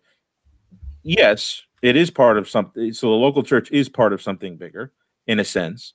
But there's also the Ignatius and Cyprianic rule is still captured by the Catholic doctrine of ecclesiology, because the local church is it's the full church in one area. Okay. But the question is, does the full church in one area have any other dependency? And that's where the Catholic theology would come in and say yes. And so you could employ this language of part of a bigger whole. We don't, in recent theology, we tend to kind of try to stay away from that. But in the past, when it was used, it wasn't trying to say that you've got like, two essences of the church, the local and then the conglomerate, or the aggregate sum of all the churches in the world. We see them as essentially linked in one reality. And the Petrine reality is embedded into that, because the local church, even though it's a full church, depends upon its being linked to the unity of the church. So an altar in one city has to be united to an altar in another city, and to all the altars of the church is really one altar, right? And it's really just one episcopal throne in a sense. But what makes it one? Simply by its standing there? No, by its unity with Peter and his successor. Yeah, but that doesn't imply anything different to Orthodox ecclesiology. We've got all these churches all united around the metropolitans, the patriarchs, and the Petrine sees. You don't need immediate episcopal jurisdiction. The Church of Rome is actually, as interestingly pointed, the Church of Rome is simply the church in Rome. So whenever you talk about the church in Rome, you talk about the church in Rome and its own bishop and presbyters and stuff. So references to that obviously are not applied to some sort of universal structure. They're implying just to that particular church. But then the Pope's only bishop over his own church, and he stands as a sort of patriarch amongst the other ones. So I don't see why there's any need for any immediate universal thing, or why he can talk about as one flock underneath him, because then that will be parts of a whole. And any other talk seems to be rather just statements in the air without actually any substance. But okay. Any last? How much time we got, Michael? 5 minutes. 5 minutes, right? Yeah. Actually, doing quite well. What else? Other points? Cool. Actually, I think we can stop there. I've run out of things to. Okay. Well, did y'all want to each maybe offer perhaps 10 minutes of concluding thoughts? Would that be okay? It's all up to Father Patrick. I know it's late over there. Oh, no, I'm happy to. Okay. I think it'd be helpful before we dive into Q&A to maybe do that. So, Eric, if you want to take 10 minutes. Sure. Okay. So, I committed myself to showing that the Vatican I primacy is true to apostolic tradition. There's 4 parts to the Vatican I's definition: the institution, the permanence, the nature, and the infallible character of the Roman primacy. I provided several examples of church fathers making clear statements, emphatic statements, that the authority of the Roman bishop to exercise authority for the service of the universal church was not something derived from the church or councils, but something derived from a certain investment from Christ to St. Peter and inherited by a singular succession.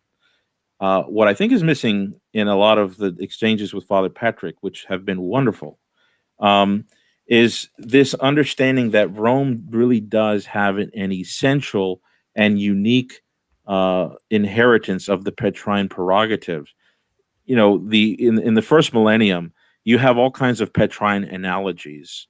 For example, the local bishop is the chair of Peter, according to Saint Cyprian.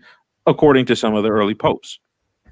The metropolitan doesn't have the same kind of primacy over his metropolia as the local bishop, but he also is analogized off of Peter. So now you've got two different kinds of responsibility, two different kinds of jurisdiction with the same Petrine reference.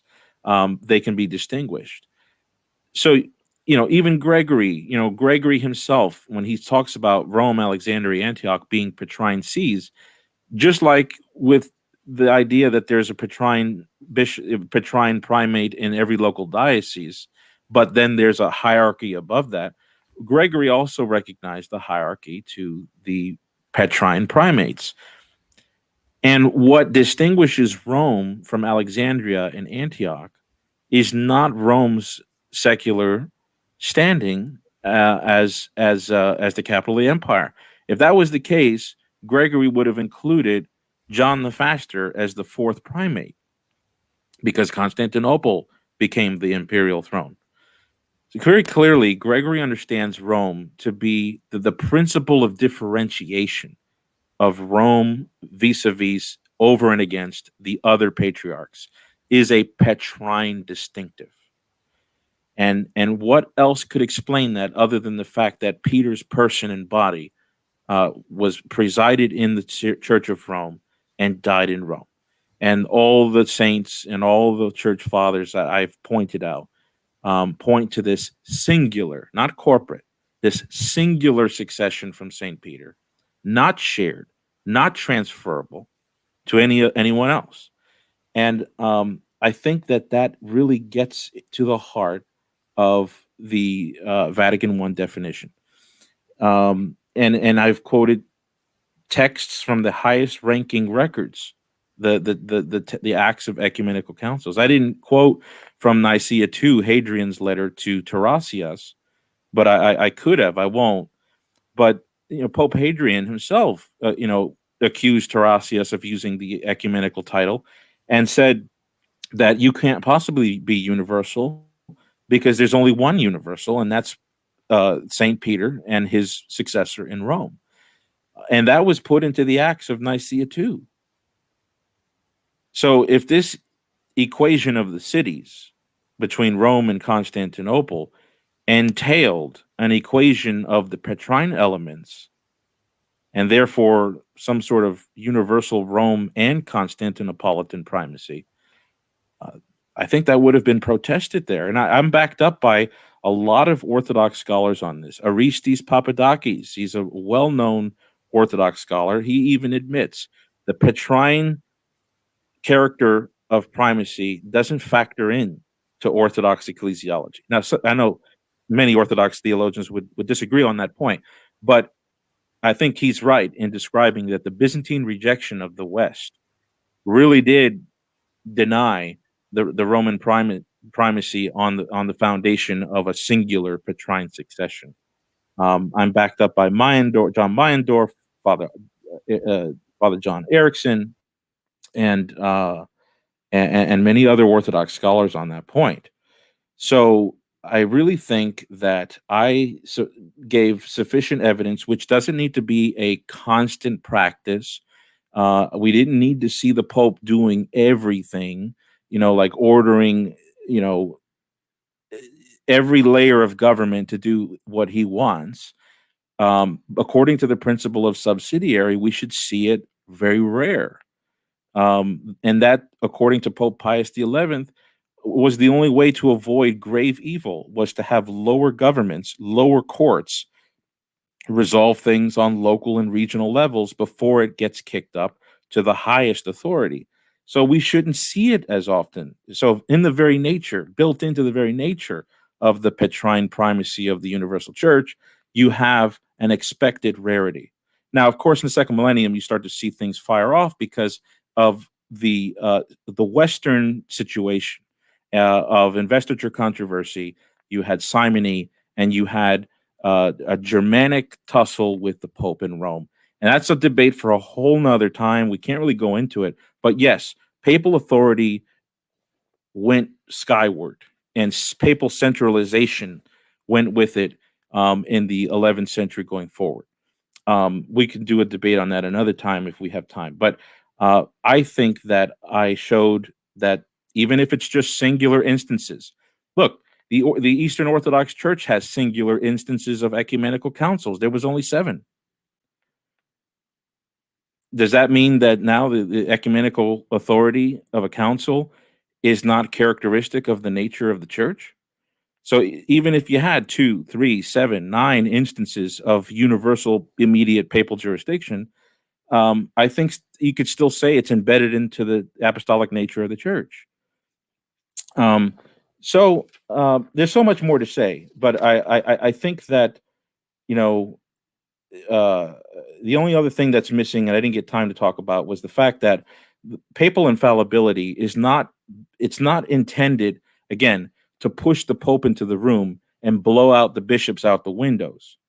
The charism of Peter in the exercise of the Ex-Cathedra teaching of the Pope is always essentially linked to the consent of the bishops. It's not functionally dependent on the consent of the bishops, but it's always essentially linked to the consent of the bishops. And this is why in every Ex-Cathedra decree we've had, the popes always consult the bishops and get it's almost like one voice. It's almost like the bishops already did the job for the Pope before the Pope does it. So I'll stop there. I think that at the very least, we have to look at the historical evidence and say that there's a good case that can be made for the Vatican I primacy, the ordinary direct jurisdiction of the Pope, and it doesn't have to be justified simply on examples. There are examples, but constant attestations to its theory and its claim also has to be collected as sufficient evidence. And so I think when you take all that together, I think there's a good case that can be made. Thank you for that, Eric. Okay, Father, 10 minutes. You ready? Right. Well, as I say, I've been attacking this episcopal and immediate jurisdiction issue. Again, I think a Catholic, Orthodox Catholic ecclesiology recognizes the Petrine sees. I think it's absolutely clear historically that you've got Rome, Alexandria, and Antioch. Your 3 Petrine sees are 1 see and 3, which is why you often get the Romans just talking about 1 see, because there is 1 see, as Gregory says, with 3 bishops over the 1 see. So most often you will talk about it as 1 see, 1 Petrine authority, 1 thing. And yes, Rome is the first of those. It is a sort of the exemplar. It is the one that stands out as sort of the full expression of that. And it does have a special place. The reason why it has a special thing is it's not a Petrine issue, because Alexandria and Antioch are both Petrine sees. So the only distinction is that, and they're both actually linked to St. Paul. So the actual history is not just Peter. Peter becomes the point of singularity at the beginning of this. But the St. Paul is linked by all of them as well. He was in Antioch as well. Mark was his disciple as well, and he also ended up in Rome. But princes of the apostles, the 2 of them, and one illegitimately begotten in the sense of Paul, who wasn't meant to be an apostle. He didn't qualify as an apostle by the standards of electing another apostle, but nevertheless, God lifted him to that status. And the reason why they went to Rome and the reason why it took priority is because it was the capital of the empire. That's why Peter gave it to Rome, because it wasn't because it was a pretty city. It wasn't because it was on a beautiful river and he liked it. It wasn't because of anything geographical. It wasn't anything like that. It was simply because it was the capital of the empire that Peter and Paul went there. We know that definitely for Paul's sake, because he appealed to Caesar. So the reason it stands out above them and the reason it was chosen was because it was the capital. Doesn't mean it's anything less than Peter's, Christ gives to Peter to guard the sheep, etc. But it's there because of the capital. And obviously Constantinople takes the same privileges because it's the same city, it just is a different place. Ill-begotten, even as it is, and not being a direct apostolic success, nevertheless, it's by God's judgment at the ecumenical council that this should be done. It's established in its place by divine authority just as much as Rome or anything else, or Alexandria. So this is accepted. The issue is the specific authorities that this means. And the case in Gregory and with who denies this immediate episcopal jurisdiction all through, because it denies the right, as I showed in my little question with Erick, it denies the bishop his own right, and the bishop has it, and is exclusively his, of giving the consent to a presbyters to serve, etc., in his diocese. No one else can exercise that. That's what it means. The metropolitans have a singular right of ordaining their bishops in their region. No one else can do it. That's what Canon 28 quite clearly defines, that when it's giving the patriarchal rights or the equal rights to Rome, in its equality, it said, no, you can't use that to abuse the rights of the metropolitans to ordain their own bishops. All you can do is ordain the metropolitan, just as Rome was doing in the West. Rome never abused the rights of its metropolitans; it defended them non-stop. You see this all the way through Leo. So clearly the Petrine see is not an immediate episcopal thing. It's not like one flock he's got control over. The whole thing is one glorious flock. And there's multiple flocks, multiple churches in multiple places. He there as a center of unity for the bishops. And for the sake of teaching, maintaining the canons, not as having an authority of eldership or leadership, but not necessarily control. But that was limited. He could not call an ecumenical council. He could control his own synods. And this is to prevent, because also there is man's free will. And the popes were guarded by God's grace, but they are still free will. And that's why Honorius fell, because he chose bad. God preserved the see nevertheless.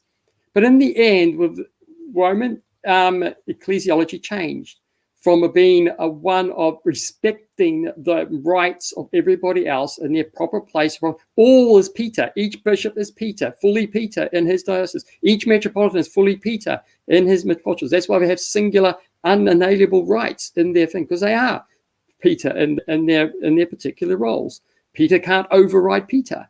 So they always respected that. But once they persistently, from the 9th century on, and then you can see the massive change of the centralization where they actually changed to control through I can ordain a bishop, deacons, presbyters. There was a massive change. This is why the Dictatus Papae was trying to push this forward. And from there, through what I would argue is an arrogance of excluding everyone else, denying Peter and everybody else, that they had to be removed from the church because they were no longer able to work with Peter among Peters, but they had claimed everything to itself.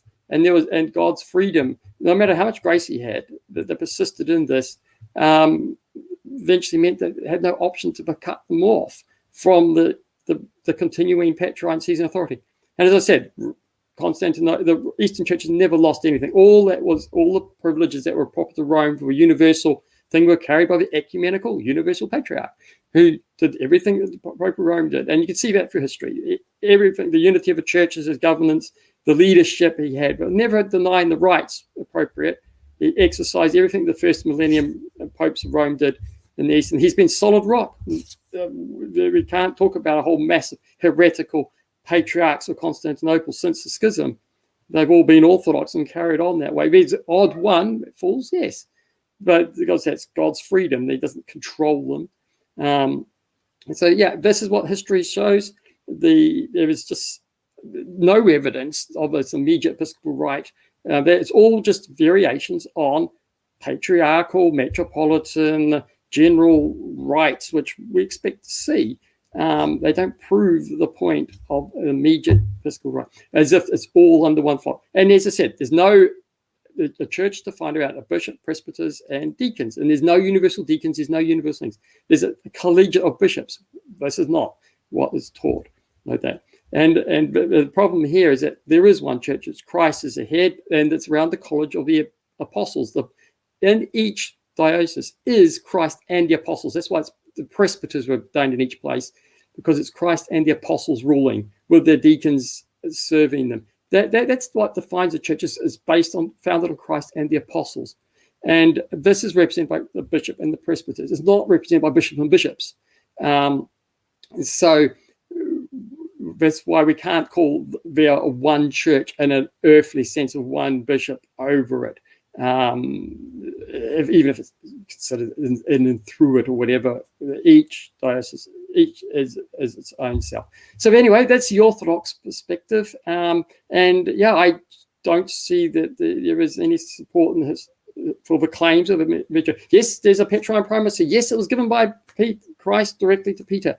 Yes, we accept that. We accept that it's inherited by the bishops of Rome, on and on and on. But the issues of immediate jurisdiction, they can claim him to go and ordain anyone he wants, as Erick said, his consent overrules the bishops in his own diocese. That's not. I can't see that in the apostolic in the tradition. There's no. I have not seen anything affirming that. The evidence he's provided, and that's the evidence that's necessary. And if he says it can't be found, well, we're stuck, because that just comes out to a theory of what it means. Anyway, that's my. Excellent. Thank you, Father. Okay, so what I'm seeing here in the chat, there's a few questions. One is from Hercule. If Rome stands above as the exemplar of the Petrine sees, how can Rome be separated for a church for 1,000 years? I suppose that one is for you, Father. Yeah. My argument is that Rome hasn't been separated. Constantinople is New Rome. Rome has continued in the church for the last 1,000 years. Old Rome fell off, but Rome as a principle and everything that has continued in the church. Orthodox hasn't lost Rome. It has continued as New Rome. So no, there's nothing been lost in the sense of Rome and as exemplar. Yes, the old position of old Rome, yes, it unfortunately, sadly, from an Orthodox perspective, fell off. But everything that's important about its roles, its privileges, its rights, and the unity it establishes is being maintained in New Rome. Erick, did you want to follow up on that? Yeah, briefly. I just want to say that there is no evidence in the first millennium that Constantinople inherits Petrine primacy. The wording of the canon, equal privileges, equating the privileges of Rome, older and younger Rome, have to do with the respective regional prerogatives. And, Orthodox scholars recognize this. Many Orthodox medieval canon commentators recognize this, although there are some that take it to a universal, but they never rooted in Peter. They always rooted in the imperial designation. There are, but the majority of even the second millennium Eastern Orthodox Church, as far as I'm concerned, does not invest Constantinople with Petrine primacy. In fact, it's a matter of dispute today in the Orthodox Church. I mean, and the majority, the largest church, the Russian Orthodox Church, seems to reject it completely out of hand. So I would say that, and then I would just simply say that, Rome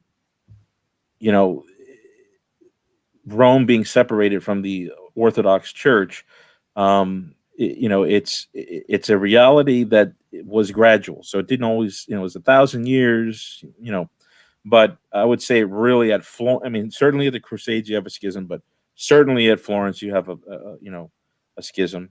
But I want to say it's a little less than 1,000 years. Okay, another question here. This one is from Patrick for Father. Is authority ultimately about synods for the Eastern Orthodox Church?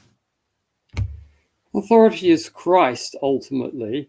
The authority of Christ is manifest through the synod. So if there's a certain heresies arose, it needed something but bigger, Christ worked and shared his authority through the bishops coming together in one mind in a unanimous decision. The Holy Spirit came through. Christ is present. Christ speaks through them. And so these ecumenical councils carry divine authority in their both their doctrines of faith and in their canon law, which they've given. They are the testimonies of God as testified by the Seventh Ecumenical Council.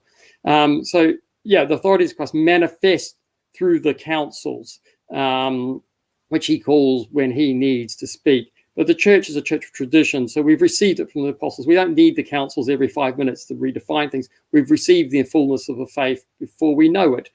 Just that there were times when Christ decided that ecumenicals were useful means of giving a universal share. All the bishops come in from all over the world and testify to their shared common tradition that they've received from the apostles. And it's a testimony, and it's a testimony to the Christ's will, etc. But it's not adding or anything to the faith or practices or anything like that. It doesn't change anything. It just simply testifies what's always received from the apostles. Erick, you can follow up. Yeah. What was the question again? Let me bring it back up. Here it is. Is authority ultimately about synods for the Eastern Orthodox Church? Oh, yeah. I mean, I'm not exactly, qualified to answer that. I think Father, should take the ground. So I'll pass. This one also for Father. The fathers of the church say Peter was set out as head, so divisions don't happen in the church. How does this apply to your 3 to 4 head Petrine ecclesiology? Right. Well, as I said before, just claiming it singularly to Rome didn't help to keep the union of all the Eastern churches. So just being singular to Rome in itself didn't improve it. The reason for 3 to 4 heads is normally, yes, the principle is one. That's why you got one bishop, one metropolitan, and the patriarchs are sort of one in their regions, and they have tight territorial regions. You don't interfere with each other because it has to be defined by region. So all people, all nations, all tongues, all languages, all worship together in one church. We're not divided by nations. Unfortunately, Orthodox practice now has got rather poor on its own ecclesiology, but this doesn't mean it's wrong. The ecclesiology is disproven. It just shows that the church is not obeying things, which has been like that for centuries. But can you remind me of the question? Because could you bring it back up? Yeah, let me get it back. It moved on me, and I was looking for some other questions. Y'all, by the way, send some to Erick. So far, I've only seen questions for Father, so send some for Erick. But trying to pull it back up here. Sorry, I just slipped my mind for a second. Here it is. There we go. Yeah, and so because of his freedom, because he's a fall at a universal level, you couldn't just have it to one head, because if that one head fell, as St. Gregory the Great says, the whole hierarchy would go underneath it with it. It would collapse. This is why, I mean, in the Roman Catholic Church has to have an infallibility doctrine, because if the Pope does collapse, the whole church goes with him. So the 3 or 4 is a way of providing enough to provide falls, messes, and stuff like that. As you can see through history, that someone will keep the faith, someone will keep strong. And normally it was Rome was the one that kept it strong through the first millennium. Rome, for the most part, kept strong, at least on the matters of faith. But the 3 or 4 is small enough that it still contains to a unity of one point. That's 1C and 3. So it's a balance between stopping to going to a single head where you could, the will of one, the corruption of one brings the whole church into ruin. So if any one of them goes, or 2 of them go, the church still stands in the other Petrine see. The see of the rule of Peter, in a sense, the singularity continues there. And so that's why it's in 3 or 4. It doesn't deny that the unity. They're not, and that's why among the 3 also you have one that's sort of heads to sort of keep them not breaking into 3 churches, to keep them united. But it doesn't mean that one has a control over it. That he's equals in a sense, but he stands as a symbolic center for that. Anyway, yes. Okay, Erick, here's a question for you. Non-Catholic Orthodox question. If the Pope is the head, why even have ecumenical councils? Yeah, that's a good question. So papal headship, papal jurisdiction, papal infallibility does not in itself make the Pope omniscient, and nor does it make him an automaton. So, for example, we still have unanswered questions in the Catholic Church. whether Molinism or the Thomist perspective on unconditional election is right. We've had that controversy, De Auxiliis controversy, for a long, long time, and it's been left undecided. And that could be because popes don't feel sufficiently confident. They don't see the voice of the church really blaring for one side or the other. So the Pope, in a sense, has to have the influx of information in order to govern the church. It's not like he's automaton and he's omniscient and he knows every answer to every question. The Pope might not know. In fact, throughout Catholic history, the popes have often ratified the theological acumen of others, like St. Thomas Aquinas. The popes of the late 20th, the second millennium, have referred to him as like the standard of theology. I know that's gonna. I don't mean to, insult any of my SCOTUS friends, but what the point here is that a pope is also, he's also, dependent upon the other realities in the church, and so that's why you have ecumenical councils. The other reason why you have ecumenical councils is because it's better to have all the bishops present together sign on decrees, because it's kind of holding them accountable. It's kind of like a formality in court when somebody gives oath. If a Christian gives oath, it's not as if that oath giving process is what creates the honesty. It's a formal process so that it's an extra burden on him to tell the truth. In the same way, in the presence of an ecumenical court, there's pressure. There's pressure. If you assent to the decrees, then you can be held bound by those decrees. Whereas if we just send letters around all over the place, and bishops send letters, how do we know the letter coming from the Bishop of Corinth really came from the Bishop of Corinth? What if it's a forgery? So that's another reason to get bishops in one area, for all of them to get the pressure of consent, and also to be subject to the anathemas. And then the last purpose of councils is also to put extra pressure on those who are going against the church. In the presence of a council, their questions can be better answered. Sometimes people were prone to error through a diligent and sincere misunderstanding. Like at the Council of Chalcedon, you had certain people that didn't understand the tome of St. Leo. Well, they were instructed. The imperial commissioner set a committee for them to be instructed on how Leo's tome is perfect. And so that's, ecumenical council is conducive on many levels. And just because you have a pope, that doesn't render it, superfluous. Father, did you have any follow-ups to that? I think you're on mute. No, yeah, sorry. No, I'm daydreaming there. No, it's fine. I think it was actually well answered by Erick, so that's good. Oh, okay. Erick, let me throw another one your way, because Father had about 3 in a row.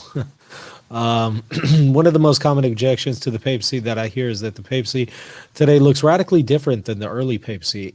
What level of development would be acceptable? And I think he has a follow-up to it. Okay. In other words, at what point would you be able to say the papacy today is too different from the original to be valid theoretically? Yeah. So, I use the analogy of DNA or the analogy of blueprints. At some point, we're building 2 different structures. At some point, we're looking at 2 different organisms, and that'll cash out in 2 different DNA code or 2 different blueprints. So the modern Catholic Church says that Christ designed the church to be visibly one, and visibly one surrounding a Petrine center who happens to derive his authority from St. Peter by lawful succession. We teach that today. That was taught at the Third Ecumenical Council. That was taught at the Sixth Ecumenical Council. That was taught in the Formula of Hormisdas. That was taught at the Council of Sardica. It was taught profusely through the letters and decrees of Pope Leo, Pope Gelasius. We find it at the Council of Nicaea too. That basic blueprint of the structure of the universal church, its unity and its visible unity. So that let's call it that patrinological blueprint, where a singular head as opposed to corporate heads, finding its apex by divine institution from St. Peter the Apostle. I think that suffices to show that the essence is the same. Now, the first millennium practice had its own development of changes. You have changes in the West, the institution of the pallium, the institution of metropolitan dependence on the Pope. You have a lot of papal centralization that takes place within the first millennium when the Greeks were united with Rome. So you have some transformations of the whole, the outward look of things. But again, the basic essential theory is the same. The second millennium, it ratchets it up. It gets ratcheted up, but not in a way that many make it out to be. I'm a defender of Gregory the Seventh. A lot of people have a scornful view of his life. And what I mean by Gregory the Seventh, I'm talking about what a lot of historians say is like the apex of papal power, Innocent the Third after him. So when the Greeks divided, separated from the church, Rome basically governed the West not only as the Pope, but also as a temporal ruler of Western lands. And that was given to him for very good reasons. I would really encourage people to look into the development of the Pope's authority in the West in the first millennium, because that's Orthodox Rome, even according to Eastern Orthodox standards. So when the Greeks separated, you have this, medieval Europe surrounding the Bishop of Rome, but you also have secular rulers that are trying to nationalize and take local governments and sort of separate them from the Pope or make them less dependent on the Pope. And that's where you have a lot of papal assertion of power. It was in order to protect the liberty of the church.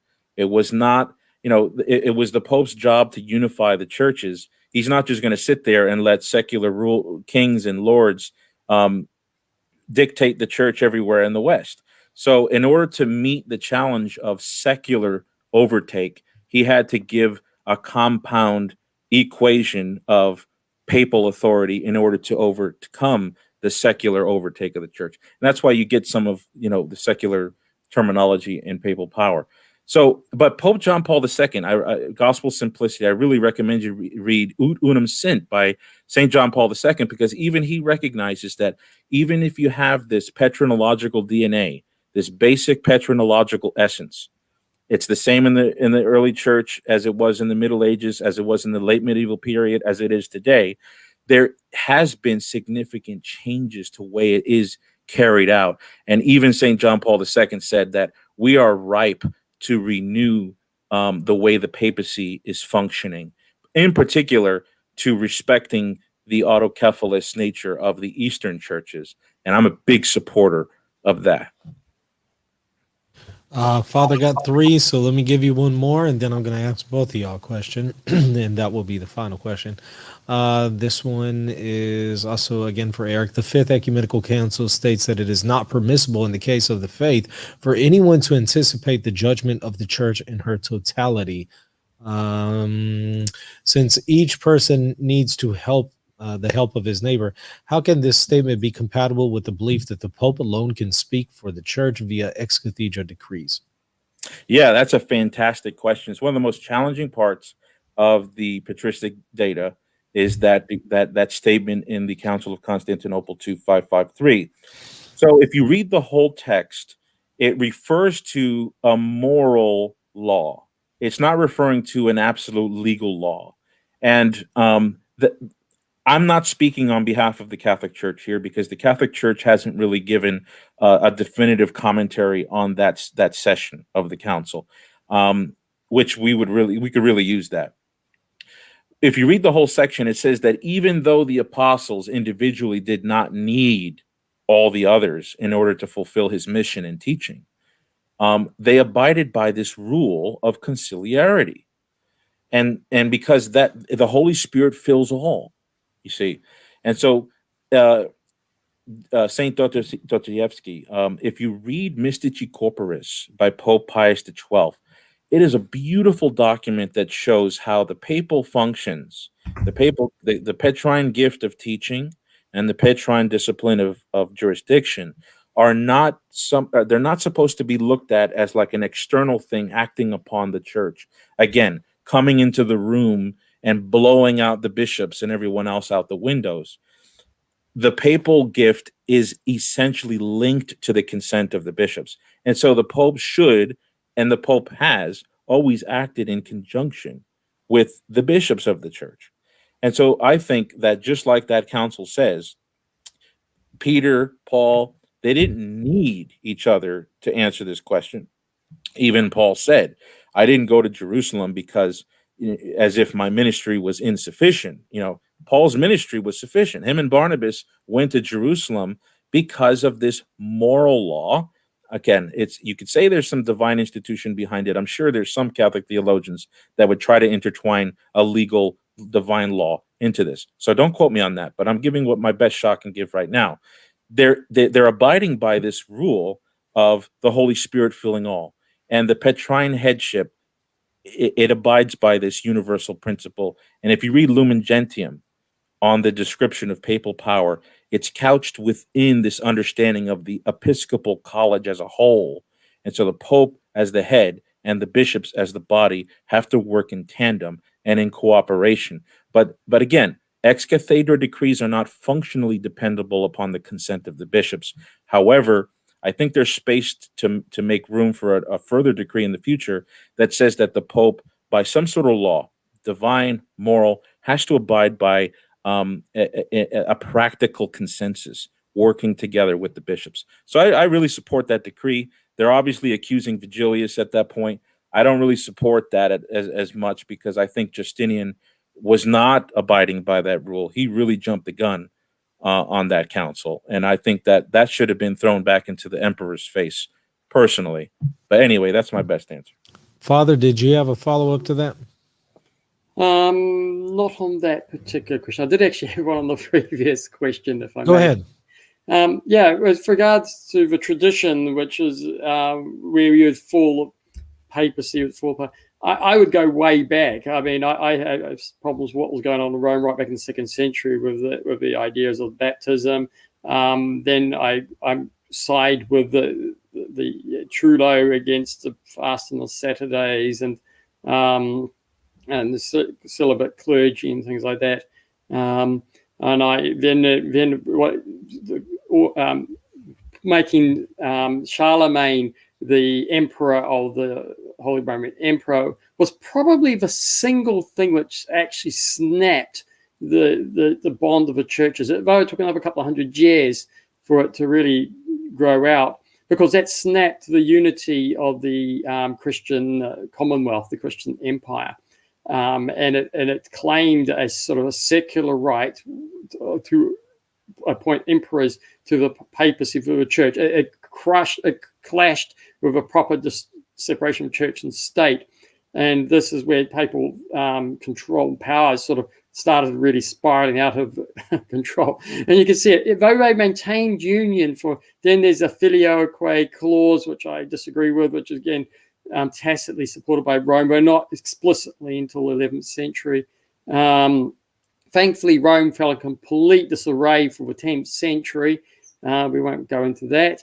And then it came out with a sort of a new way of thinking. So there are issues of tradition which I support the East go way back in there, though they are not necessarily breakable in communion, and they tolerated each other and put up with each other for centuries, as of course in the bond of love you do, until it got to the point where the differences. So it wasn't like schism, everything before was all unified, and then after schism everything was different. No, it was a growing tensions until they finally snapped at the time of a schism, and then the Roman Church just accelerated away. And so if you just look historically at practice, if you look at this is the way Orthodox talk about practice as part of a tradition, and the West and the Roman Catholics don't, because Roman Catholics can sort of justify a continuance of faith. We believe in the Trinity, etc., even though Orthodox argue about that. But when it comes to practice, when we fast, when we do this, when we do that, the Eastern Church clearly supports that. You can live in the same practice as the 4th century, the 1st century, 3rd century. The laws of the church haven't changed. Now, not always everyone ever practices it. There's been minor changes, there's different customs, but the actual laws of which, the canons which we are the same, and there's the same tradition. So you can live as a 1st, 5th, 6th century Christian still in the Orthodox Church, even if a lot of people are not. But in the Roman Catholic Church, there's a definite change. And any historian will see this in the way of bringing to practice. There's just transformation. And though it claims to keep the same faith, in practice, it's quite different. So anyway, I go right back in there. But definitely, I would side with East on, obviously, at the time. So, so I do go on. No, that's fine. So last question for you both, beginning with Eric, and then Father will get the last word. Question about strongest argument for the other side. The strongest argument for the Orthodox side. Wow, I've been, preparing so much for the opposite. It's just really throwing me for a loop. Although I think about it often, I'll be in the shower thinking, you know what, the Orthodox have this point, and I'll go try to write it down. If I could get that notebook somewhere, I do believe the Orthodox have some very strong defenses for itself. I guess anytime you have an investment of supreme power in a singular subject, like at Vatican I, we talked about this with Father Patrick, the bishops actually voiced their concern. They said, wait a minute, is this ordinary, direct, universal jurisdiction? Does that mean there's two ordinaries in each church, the bishop and the pope? And they kind of, gave their concern about that. And, one of the things that that came from certain bishops to try and explain this was that, every element of the church, when it's brought to its extremity, it relies on the restrictive power of the Holy Spirit to keep the church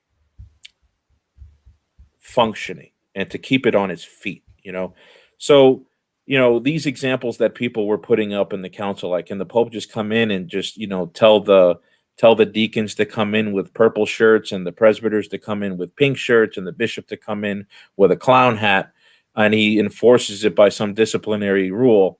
Are we obliged to it?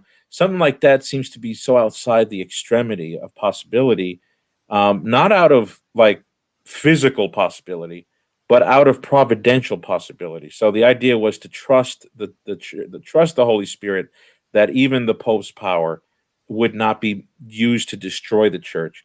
The Orthodox have to rely on that as well for ecumenical councils. They have to. What if all 14 autocephalous heads all separated from each other?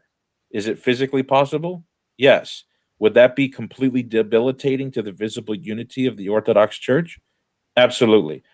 Well, they rely on the Holy Spirit to prevent something that drastic. So we would just apply that to certain instances of papal, abuse. But I think the strongest thing that the Orthodox have is whenever you have an investment of supreme power in a singular subject, you have the danger of that subject misusing that power. And when you have a principle of escape, where you can actually break communion and have nothing to do with that person anymore, and you can kind of renew your career, you can cleanse yourself of being associated with a heretical patriarch or a heretical bishop, and replenish a church in some other place.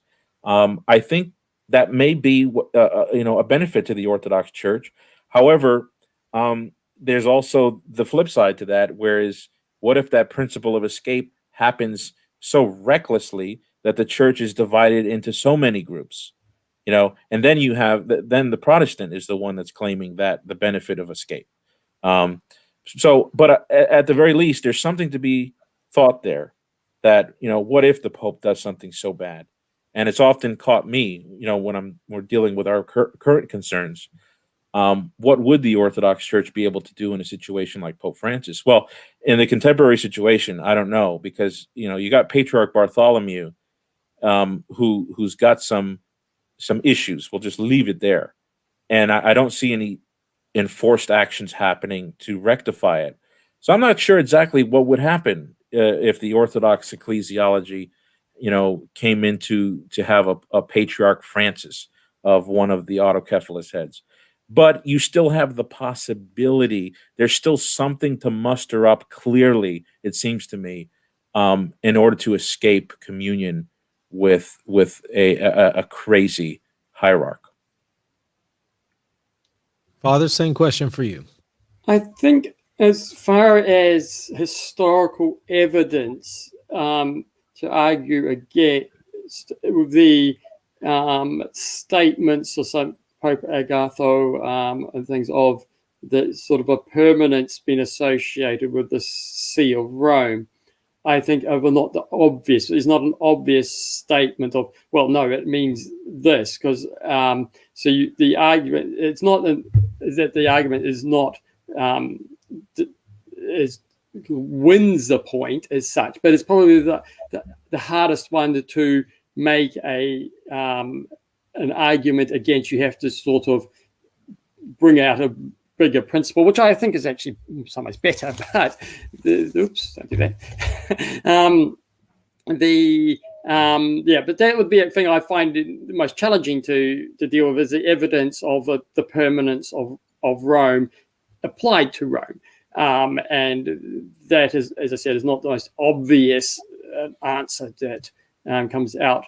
Though, as I said, I think the principle of Rome can be definitely, and in the wider sense of Rome, Alexandria and Antioch, New Rome, everything is actually preserved perfectly fine.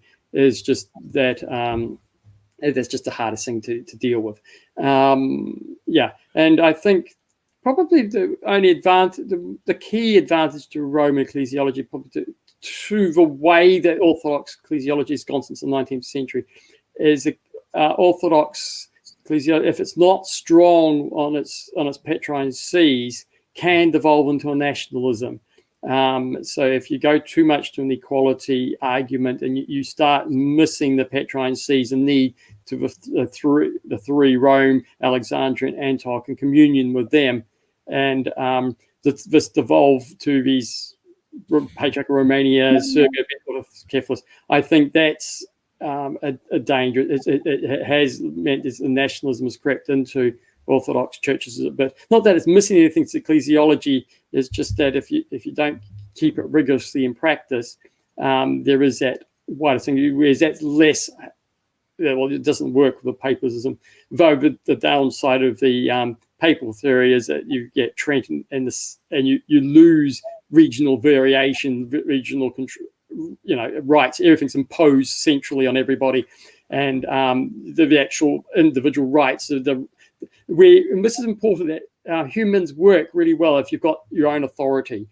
So in each house, the husband is boss of the house, the wife's the boss of inside the house, essentially, and over the children. Everyone has to have a boss of something. The bishop is boss of his territory, the presbyter is boss of his parish, and you can't remove that. You can't authority control that person in being their boss in their particular jurisdiction. And I think this is really important part of being human being in the image of God. And this is why you have these jurisdictions. This is why you have these regional differences. That expresses this actual image of God, of authority and rule in every place, etc. And when you've got a centralized thing, you're actually denying that. And that's a big problem. But it does have a slight benefit. That it does tend to prevent nationalism or regionalism taking over, as Erick said, or secular powers trying to control things too much, because you've got the singular central part. So that would be the strongest case for Rome, and the historical evidence for I think the most challenging to overturn. Thank you for that, Father. I appreciate both of you coming on and doing this. This was fun. 2.5 hours, and we still didn't get to everything. So, did you have a question, Michael, or did somebody ask a question? I'm sorry. Say that again. Did you have your own question, or did somebody ask your question? Oh, I mean, I do, but we'll do them another time. In fact, I'm willing to do a whole nother one if y'all are. But that entirely up to y'all. But yeah, we're at 2.5 hours, so we're gonna go ahead and call it there. Yeah, yeah, it's late for Father. Yes, that's true. I'll ask mine another about time. that. Again, we'll talk, after the show and see if we can organize maybe another one. But I appreciate y'all coming on and doing this, especially Father staying up late and doing this. Thank you. Yeah. Excellent. Thank you, Father. It was great. Had a great time. We'll do it again. Excellent. Well, once again, gentlemen, thank y'all both for your time, and everybody in the chat, thank you for your participation. Thank y'all for watching. Don't forget to comment, like, subscribe, share it on your social media. Check us out, patreon.com/Reason and Theology if you want to support us as well. Till next time, God bless.